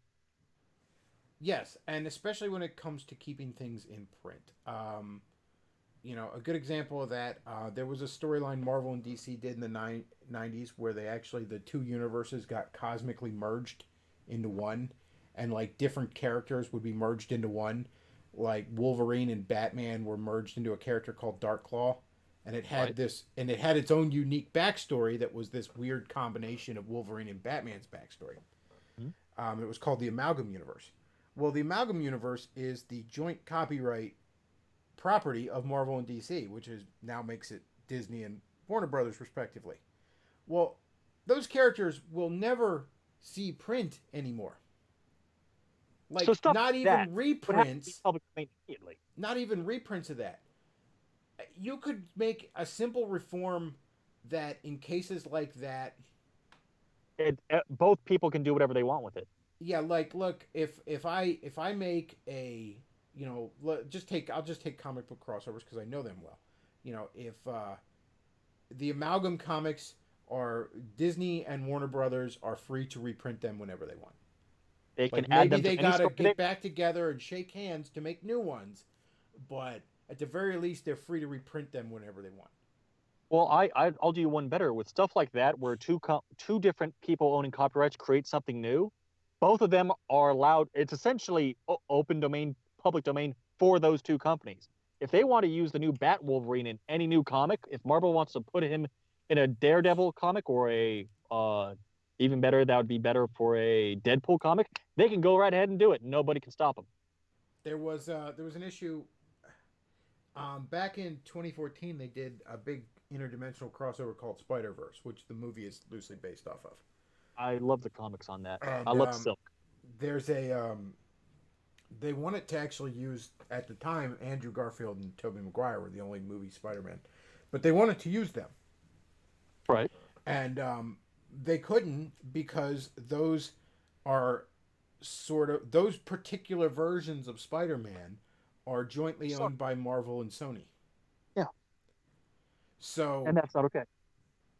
they literally couldn't even put them in a comic book without asking Sony permission. And Sony's like, "Give us money," and they were like, "No, we're not going to give you money to stick these characters in one panel of a. It's not worth it."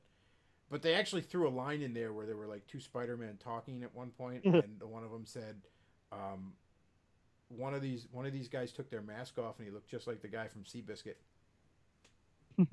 But Yep. like that sort of thing, I'm very much in favor of reforming that sort of thing. So let's J- find what we agree on here. You agree that copyright, for the most part, should be one person only or one corporation only. And if they do a joint venture, then that new joint venture, the new product from that joint venture, like for example the Tobey Maguire movies, now both Sony and Marvel can do whatever they want with those characters without the other's permission. Would those two changes to copyright law be something we agree on? I would say, yeah. Look, if you own part of the copyright of that character, you can play around with it. You have permission to play around with it. It's not launching the nukes out of the submarine where we both got to turn the keys. Right. I think those are two great points to start on. And I think we can agree that a certain period without profitability, then the copyright should become public domain. And I think we should come meet at the middle and say 15 years because you pointed out, and I think you're absolutely right, and this is true for most mediums. Every medium goes through an ups and downs, and they last about 10 years, right? Oh yeah, Like there's periods where um, there's periods where a certain character just isn't going to sell, and honestly, that's important to do. I think one of the biggest problems Disney's doing with Marvel right now is they insist on oversaturation. making 800 fucking Marvel movies a year until the end of goddamn time, when what they ought to do with the MCU is it's been fucking wrapped up. Let it fucking wrap up. Let it sit for a couple years. Do it again. Do another version of it Let again. it decade. And that's why I think 14 year or 15 years, let's be 15 years perfectly halfway between you and me, is a good point because if after 5 years after the downturn is done, they still haven't made a profit, it needs to at least pass hands to somebody else. But I mean, Disney was downright obnoxious with Disney used to pull the shit where they wouldn't even let their shit be on home video for a while. Remember, Disney used to do the Vault. Oh God, I completely Remember, forgot you'd about see a that. commercial for like a 20-year fucking cartoon. It's be like, you'd see like a commercial in like 2004, like go pick up the Little Mermaid on DVD. Get it while you can, because we're gonna put it back in the vault for a few years. Because fuck you. Like that shit's obnoxious. It took me a second to figure out what you were talking about until you said the words "the Vault." I We're like, remember oh, they did that even back in the 90s with like VHS and shit like that. Because I yep. remember the one I dated a girl who was big into the Little Mermaid. She just loved the Little Mermaid growing up, and so I was like, you know what? She doesn't have it on DVD. I'm gonna get it for her on DVD. Can't. Well, it had just fallen out of fucking print, so I had to go online to order it. And this was back when ordering shit online was not A something gamble. people did regularly and It was a not very gamble reliable. You know what I mean? and So I not had very safe for your information. this fucking thing, this fucking DVD, come to me from fucking England, and somehow it was the right format. I was amazed, but it come to me from fucking England. It was the first time I ever saw a DHL envelope, and it was in an envelope. And I opened a fucking envelope up. This motherfucker wrapped this DVD in Saran wrap and threw it in an envelope and sent it to me. No case. No case. Oh my God. That was the best I could do to get this girl the fucking Little Mermaid on DVD. Now, I'm sorry. That shit's fucking obnoxious. Another I, example of it, I have no problem going to cons and purchasing bootleg DVDs. Almost every Comic Con I ever go to has a guy selling bootleg DVDs. Sometimes I've seen this guy get shut down, which I think is bullshit. But almost always, the guy is selling stuff that you can't fucking get. Like the one year, that's I got my dad a show called Tales of the Gold Monkey, which was like this Indiana Jones ripoff show.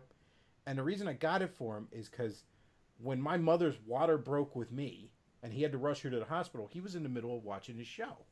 So, he used to tease me growing up. He's like, I missed my show for you. And it didn't last long. They don't rerun it. So I got him the whole show on DVD. Now it was somebody had ripped this off of like a VHS recording of it or something. Like it literally had moments where it was like, "We'll be right back," and then the commercials aren't there, and it goes right to we're back with more Tales of the Gold Monkey kind of thing, you know. But the point is, there was the whole show in its entirety. That's the only way I could get it for him. I would much prefer to get something that the actual owners of that show had put out, and maybe they got, you know, special features in it or something like that. I would prefer, because, you know, as far as I'm concerned, the people that made that show, I'd rather pay them than pay some random guy who taped it in his basement. But you know what? They didn't give me that fucking option, so I don't feel bad about it. I agree completely with that point of view. So, what we agree on, and I'm about to argue against myself because somebody just commented on the video something I want to touch on.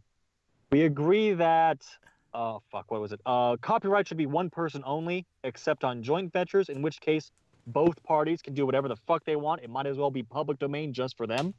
And there should be a time limit. Let's just be even and say 15 years. We agree on all three of those points? I might go a little higher than 15, but I'm not going to fight you too much on it. All right. And the comment somebody just posted is The King's Man was a greater innovation to the James Bond format than any new James Bond movie. And I'm going to be arguing with myself on this one because I agree that the bullshittiness of copyright law really does inspire innovation amongst people. For example, there's like a million remixes of a song you can listen to online mostly because the copyright law is such bullshit they can't use the song proper. They can't just post the song.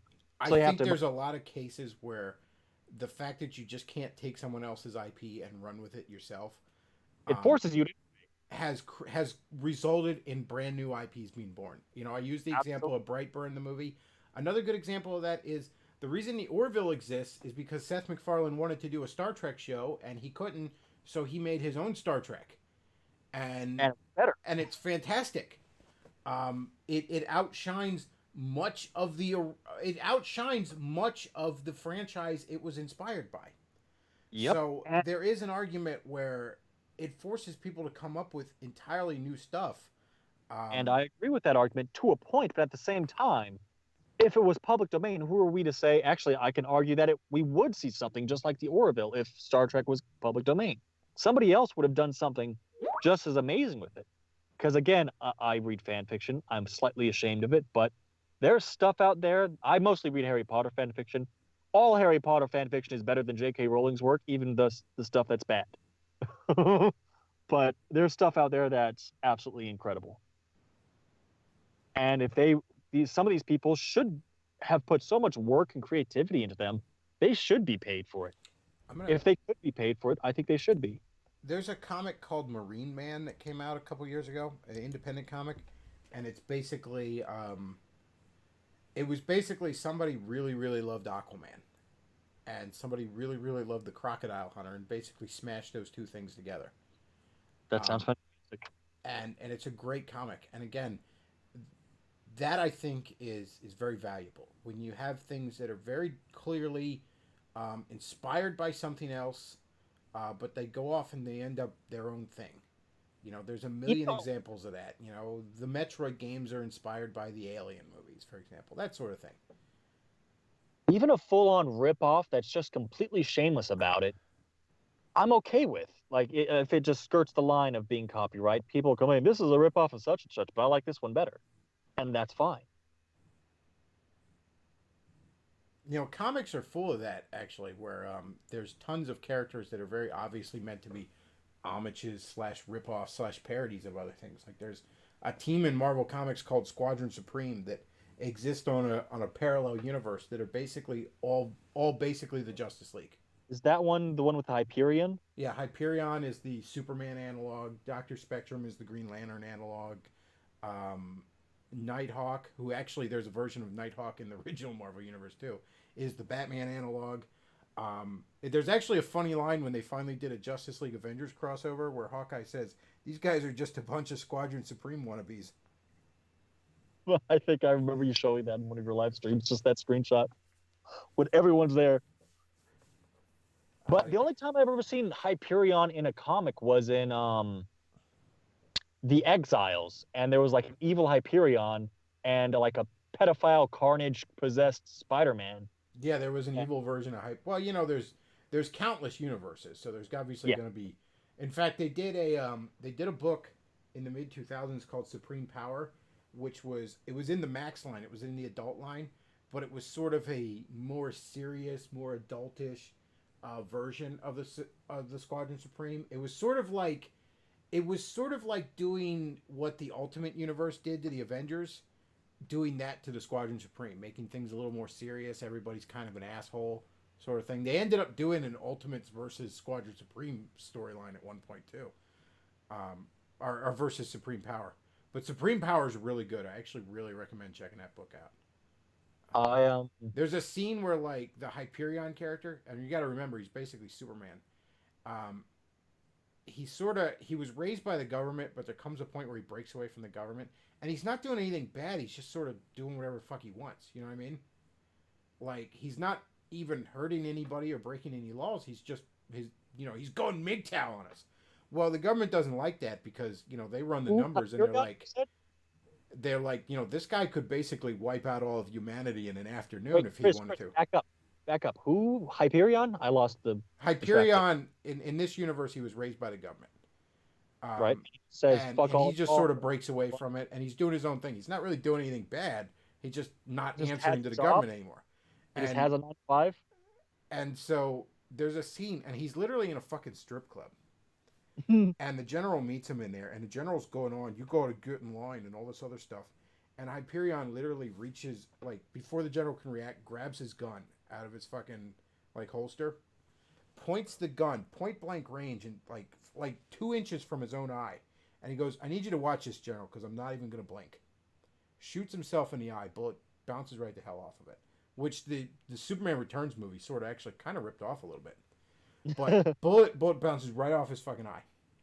He hands the general back his gun and he says, I'm sorry, you were threatening me? That is spectacular. And yes, Eldritch fan, we know that Thanos is a knockoff of Darkseid, and we know Deadpool is a ripoff of Deathstroke. But you know what? That's the thing. Thanos started out as very much a parody. Let's say parody of Darkseid. It was Marvel saying, fuck you, we got our own Darkseid with blackjack and hookers. But I would argue Thanos became the far more interesting character once Darkseid, if you learn like the real mythos behind how powerful he really is and why, he's a bit more complicated and interesting. But as far as having a character development, I think Thanos hasn't beat. Thanos had real arcs for a while there. Thanos went through like moments where he just wanted to fuck off and be left alone. And then moments where he's like a death worshipping psychopath. And they all flowed very seamlessly into one another. It really felt like the ebbs and flow of a real person. Yeah, he had motivations that you could understand, not empathize with, but understand. Meanwhile, Darkseid is literally an infinitely more powerful being than an infinitely more powerful being than an infinitely more powerful being than you. He is above all other gods and can literally destroy the multiverse just by falling on it. There's an intercompany crossover, a Darkseid versus Galactus story they did in the 90s. Where Galactus, and it's one of those where they act like they just exist in the same universe kind of stories. Like the Superman, Spider-Man one. Yeah, those completely out of continuity ones, which they can be fun for their own right. Well, Galactus shows up at Apocalypse and he wants to eat Apocalypse, so it's just this fight between Galactus and Silver Surfer, who's still Galactus's minion at this point, and Darkseid and his armies, just going on and on for a while. Finally, Galactus manages to get the machine ready to suck all the life force out of Apocalypse, fires the fucking machine up, nothing happens. And he looks at him, he looks at Darkseid just kind of coming out of the rubble, and he's like, oh yeah, I've pretty much burned all the life force out of this planet already. And Galactus is like, wait, you knew that I wasn't going to get anything out of this. And Darkseid's like, yeah. He's like, well, why did you even fight me? And he goes, because fuck you, that's why. Like, literally, he just goes, like, he says something to him along the lines of, like, because you're on my planet. And he goes, you don't understand, Galactus. I am every bit the slave to my nature you are. Oh. I'm sorry, these people are saying something in the chat I don't understand. The Agony Matrix Do you know what that is? Direct pain receptors headed straight to your brain. Let's see. What's he talking about there? I Carl think you Manver's direct pain. Um, agony matrix. Is that something Darkseid has? I think that's something Thanos did at some point. But yeah, it was like direct pain going right to your brain. Okay, I'm not sure how that's a sequitur here, but all right. There's a But yeah, there's a scene in the Justice League Avengers crossover where they're trying to get all these powerful artifacts gathered from the different universes, and the Infinity Gauntlet for some reason is on Apocalypse, so the Avengers and Justice League are fighting over it, and at one point Darkseid just gets a hold of it, and they're like, oh shit, and he's sitting there with the glove, and he's just like, he goes, I feel immense power in this thing, but I can't seem to access it, and that guy in the purple robe that's always on the computers that works for Darkseid. I can't remember his name off the top of my head. But he's like, yes, it seems these gems have the power to control the fabric of an entire universe. However, not our universe. that's right. The Infinity. So That's what he's just rules like, well, this thing's worthless to me. He just like throws it at him, like, get off my world, you fags. There's only like two rules that the Infinity Gauntlet actually has to obey. The first is that they only work in the universe they function in, they're from, and that they can't be used to destroy themselves. And Marvel fucked that one up. The Marvel movies fucked that one up. Like that's the only two rules. There was actually in the comic, instead of like having it destroyed, they did a loophole around it where they used the combined power of them to make them not work with each other anymore. Oh, that is a fun loophole. I like that. And apparently, the Agony Matrix is a move Darkseid used in Justice League Unlimited on Superman. Oh, I remember that. Yeah. I never finished watching Justice League Unlimited. Just check it out. It's great. All the Bruce Timm DC cartoons are fantastic. I know they are. I agree completely. I just said I haven't finished, watching Justice League Unlimited. I've watched it, just haven't seen all of it. I mean, the Batman one still stands as probably the best superhero cartoon ever made. John Steele is A, alive, and B, he asked, in a Superman versus Hulk, who would win? To that I ask, which version of Superman versus which version of the Hulk? I would probably most of the time say Superman, although it's the kind of fight where, it's definitely a fight you earn. I think Superman wins and is basically limping away. If you take the most powerful version of Superman ever and the most powerful version of Hulk ever, including the Purple Hulk, I put my money on Superman. Superman Nova, I think it was called. The one where he sat in the sun for a century for some reason.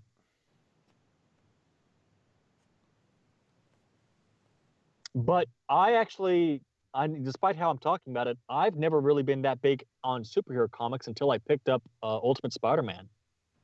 And before that, like, the only comics I ever got a hold of was there was this the Exiles comics that I just found at the library, and I don't remember the name of it. It was an X-Men comic in which Beast was possessed by like this primordial bacteria that's like the opposite of the Phoenix Force, and is trying to take over the world. And it was pretty fucking cool.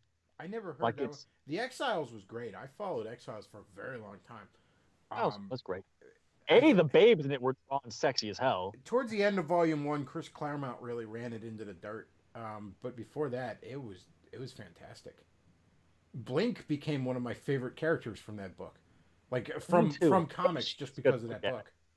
But B, there was this, like, I don't remember her name. She was like a female alternate universe version of, who was the Aquaman counterpart in the Marvel Universe? Oh, Namor. It was a female version of Namor. Female Namor, and she's like blue, and she has wings on her feet, kind of like, what's his name from Greek mythology? Well, Namor has, the Atlanteans in Marvel have wings on their feet for some reason. Oh, I didn't know that. But she was a mutant Atlantean, so she had blue skin, and she looked good. I like when they started to break away more from the X-Men roots of the book, and broader Marvel universe. Like, at one point, a version of Spider-Man 2099 is on the team. Yep. Like the Vision. Yeah, the robotic. The Weapon X guys with like the evil Spider-Man that had a Carnage symbiote and shit like that. I think he was a rapist too. I think they were explicit on that one, and I was like, oh, okay. There's like the one issue like shows like a a version of Mary Jane who is both Spider Woman and also a lesbian for some reason. What do you mean for some reason? Because we're the readers. And But see, that was back when like you'd see something like that in a book, and it wouldn't. It matter. didn't. It didn't feel like it was some obnoxious woke shit. It just felt like the writer was just because it's a bunch of parallel universes. So the writer very clearly liked to play with shit a lot like that, and Yeah. just it felt no more weird than, oh well, this version of Spider-Man has the Carnage symbiote and is also kind of a rapist.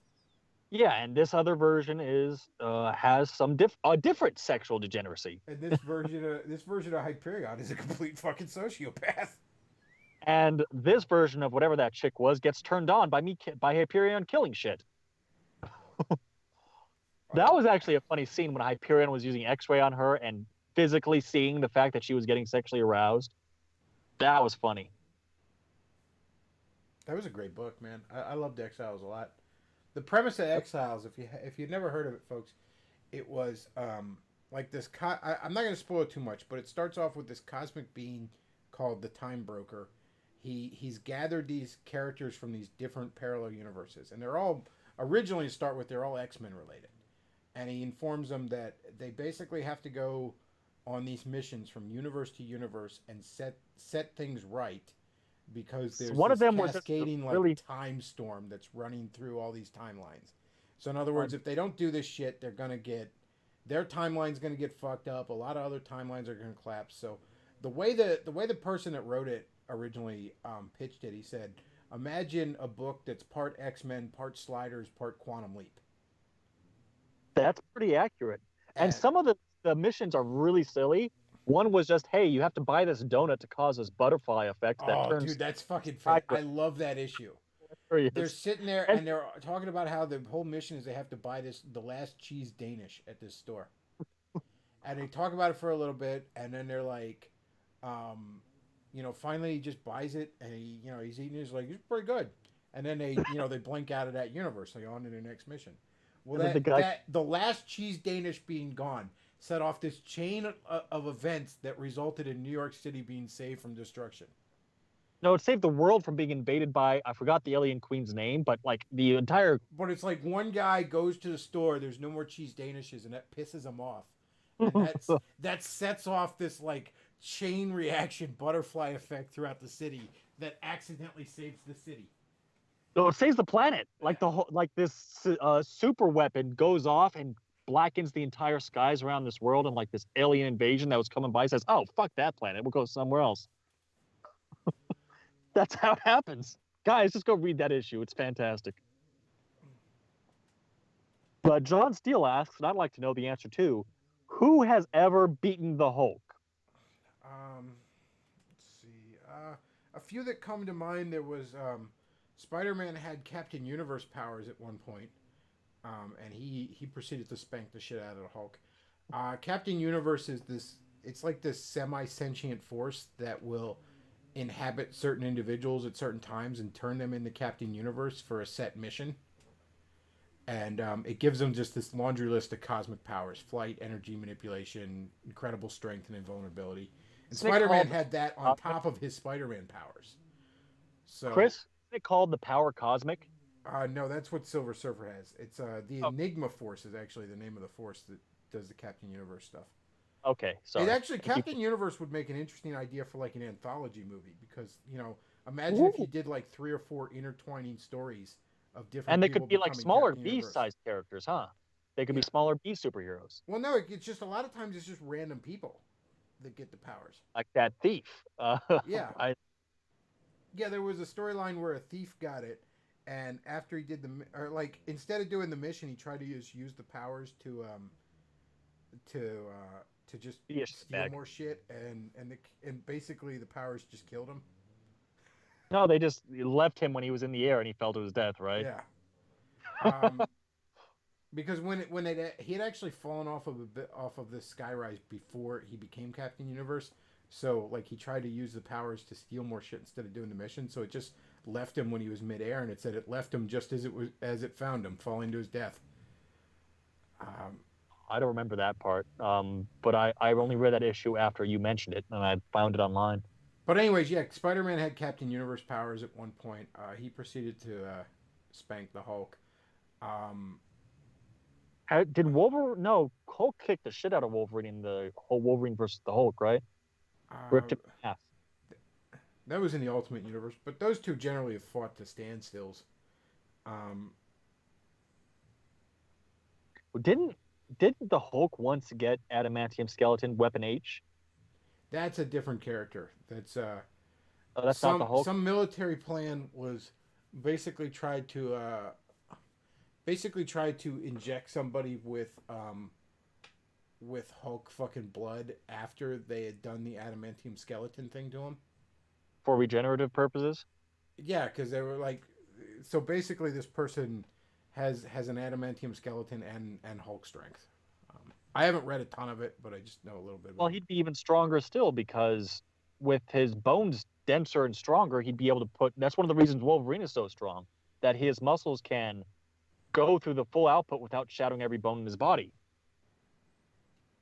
You ever read That's Secret Wars when Spider-Man fought the X-Men and beat the shit out of them? no, you've mentioned that several Oh, times, and dude. it was hilarious, right? Like he's just He cracking. Wolverine like is like jumping towards him with the claws out as he's like, I don't know, beating the shit out of Cyclops or something, and Spider-Man doesn't even look at him, backhands him like across the room, doesn't even look at him. I think I came onto your live stream once and talked about how strong Spider-Man really is. He's has 150 times normal human strength, essentially. Yeah, I mean this is a character that can bench press a Ford F-150 without breaking a sweat. I mean, Yeah. so people, and it's kind of weird. I was chatting with a buddy. DC doesn't have a lot of characters like Spider-Man where they're strong, but they're not in like everybody in DC Comics, with very few exceptions, either has ridiculous godlike powers or they're a dude in a costume. Yeah. There's nobody who's sort of middle of They're the too road like Spider-Man. Yeah. And the thing about Spider-Man is he's so likable as a person, and his powers, he underplays them. He doesn't show them off. It's the weirdest thing. He's not a braggart. He's humble about it. I remember the joke, like if Spider-Man, got stranded in the DC universe, depending on what city he ever settles down in, he's either going to be completely in over his head or owning ass all the time. I like that.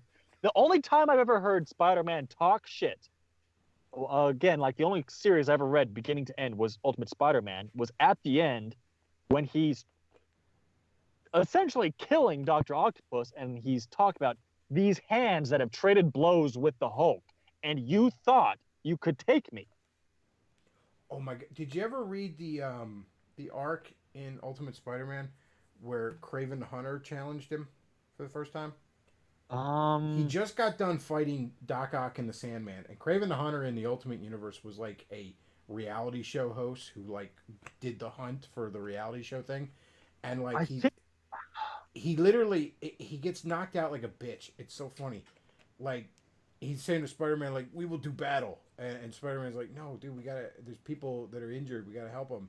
And like Spider-Man just like punches him and like knocks him just straight the fuck out. Like puts him in a hospital for months. And like he's like standing over me, he's like, I'm sorry everybody, I thought he had powers. I don't remember that because I read it in like 2014, 2015. Like the first time you and I talked over video over Skype the first time, remember? The original Ultimate Spider-Man stuff's great.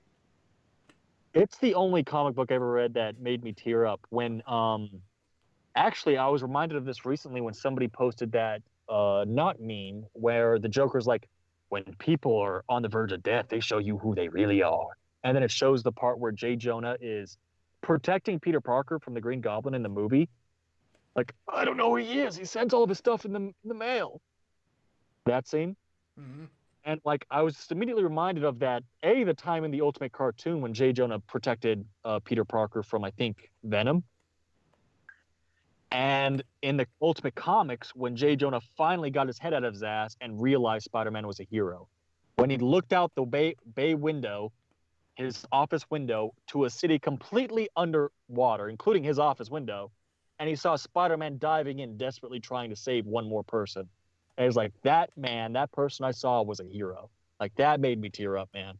When I was in high school, Ultimate Spider-Man first came out, and I remember I liked it so much I actually bought the trade of the first story arc, which I didn't get a lot because teenager, you don't have a lot of money.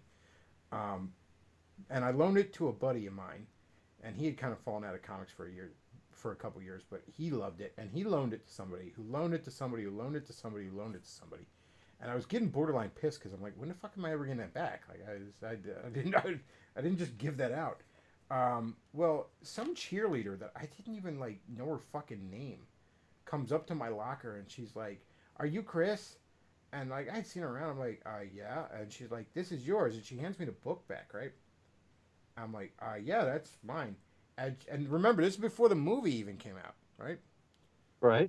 And she's like, "I cried when Uncle Ben died," and I was just like, "Oh, okay."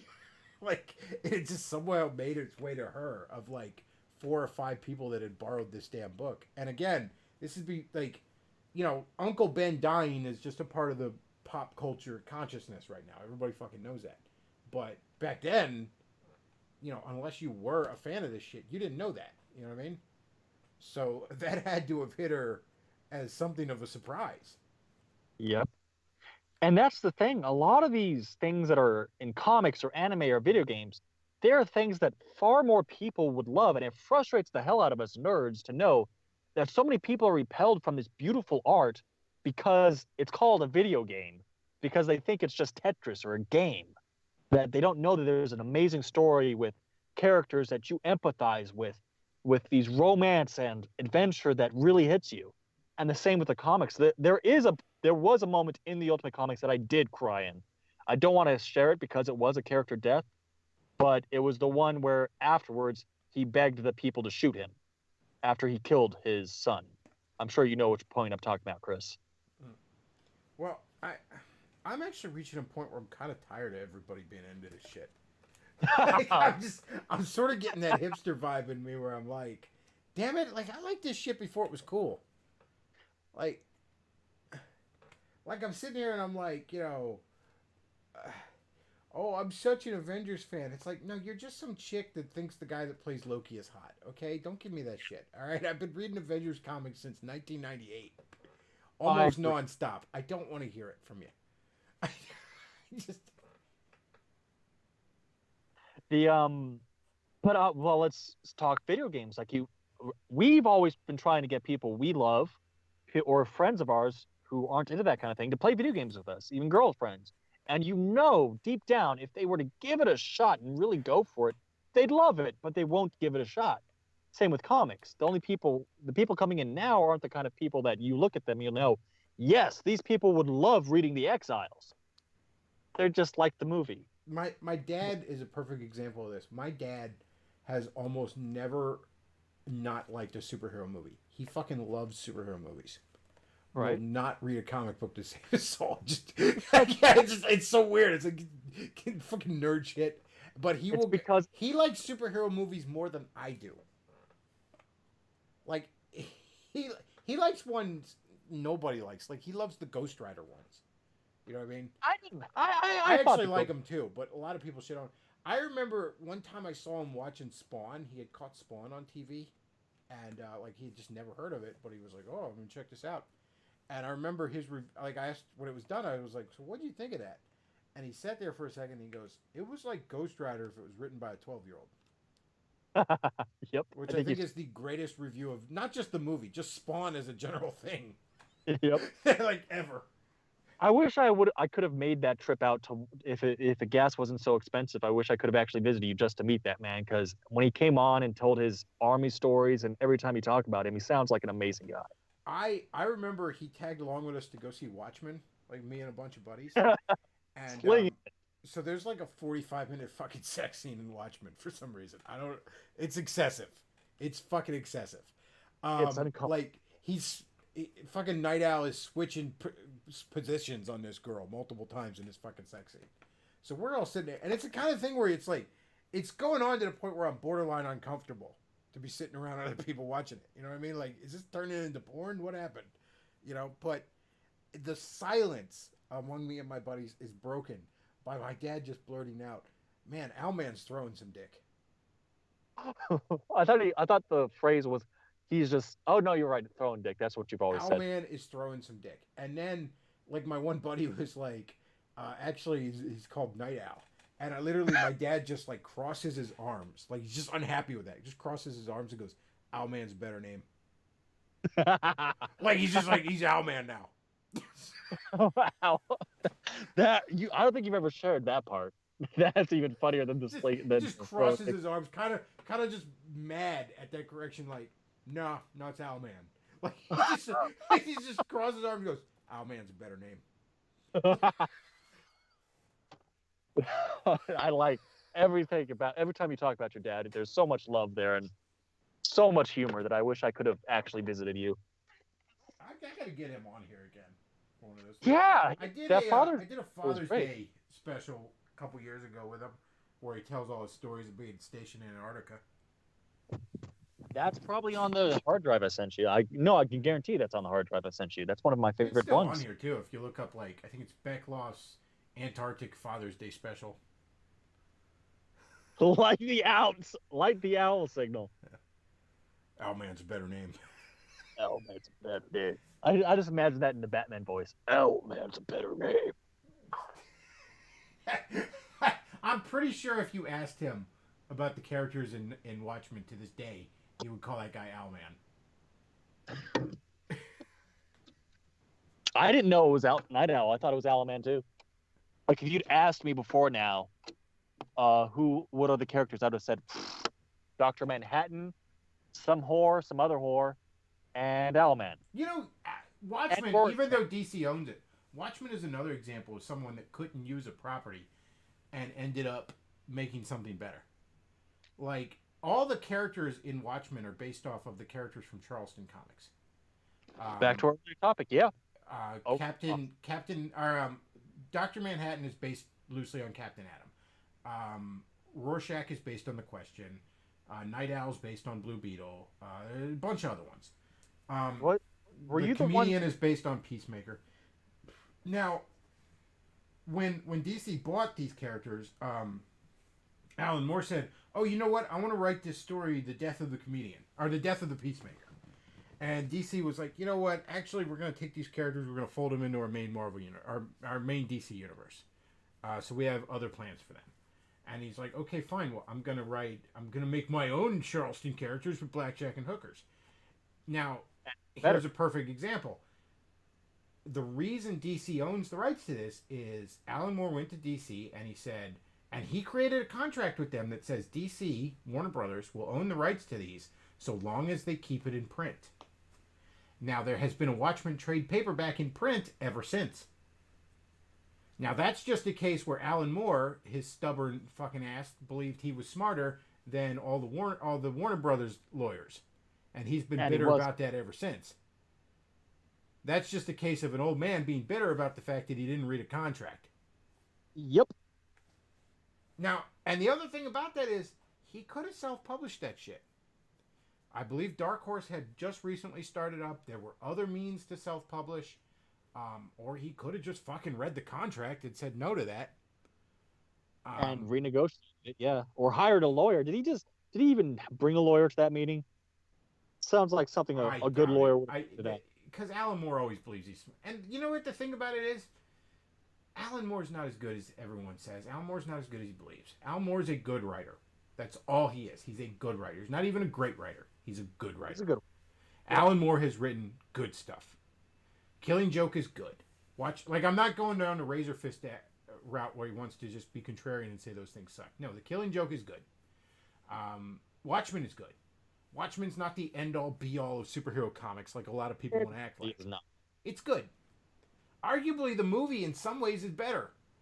The ending where they blame it on Dr. Manhattan instead of a stupid fucking octopus monster is way fucking better. For one thing, it's not a rip-off of an Outer Limits episode. For one thing, and for another thing, it makes fucking sense. Because people should be scared of Dr. Manhattan.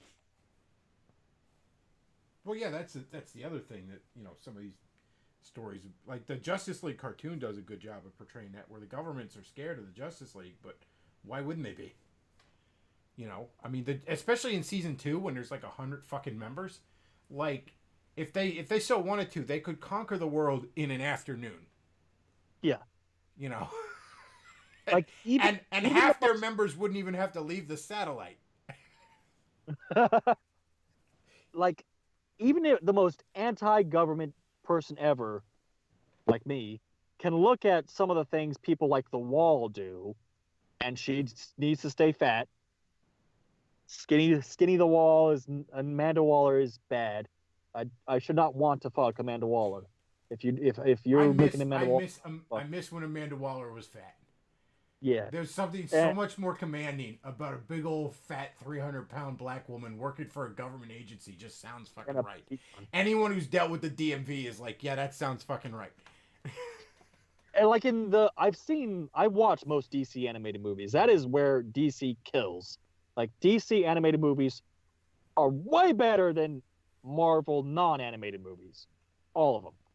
I think the first time we saw a skinny Amanda Waller was the Green Lantern movie. It's a Green Lantern movie.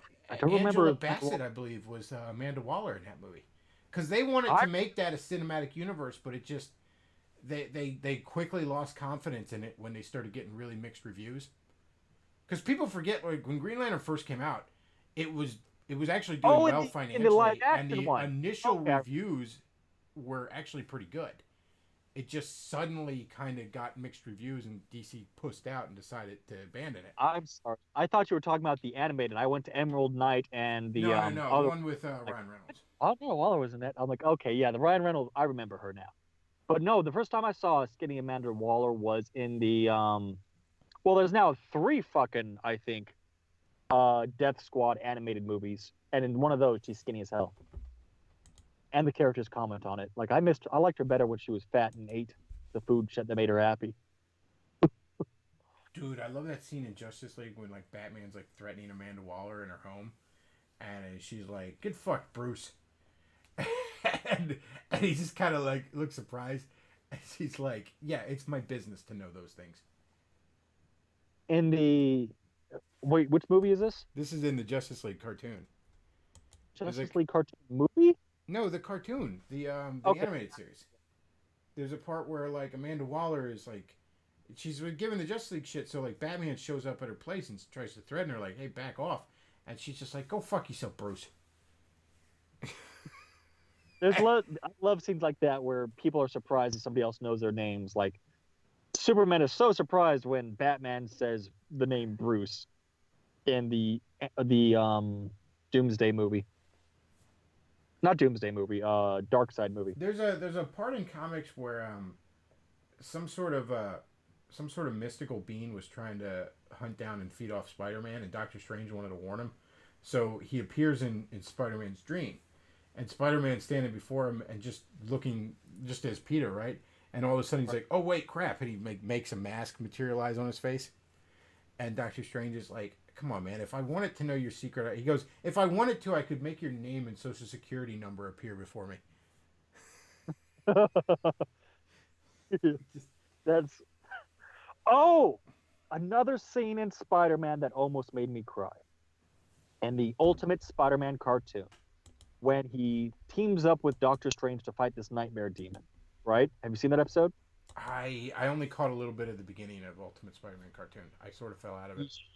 should watch it. But there's a scene in there where the nightmare demon says, "Okay, watch this, Peter," and he brings back Uncle Ben in his dream. And like at first you're like, "Oh shit!" And Uncle Ben takes off Spider-Man's mask, and like in a second he looks pissed, and then Peter says, "It's good to see you, Uncle Ben," and it's just like this beautiful reunion, and it confuses the shit out of the demon. And it's just, oh, that was Peter Parker, the pure spirit of Spider-Man as a character in one scene when he sees Uncle Ben again in his dream. You There's should a watch that episode. there's a scene in Arrow back when Arrow was really good, and I kind of fell out of it, but where Arrow's mom, says to Oliver, like at one point they're alone talking, and she just kind of says to him, and she goes, "I know." And he's like, what do you mean?" She just goes, "I know." And there's like this pause where he's like terrified. He doesn't know, what's gonna come of that. And she just sort of looks at him. She's like, I could not be more proud." that's actually even harder because like she ends up getting killed like 2 or 3 episodes later.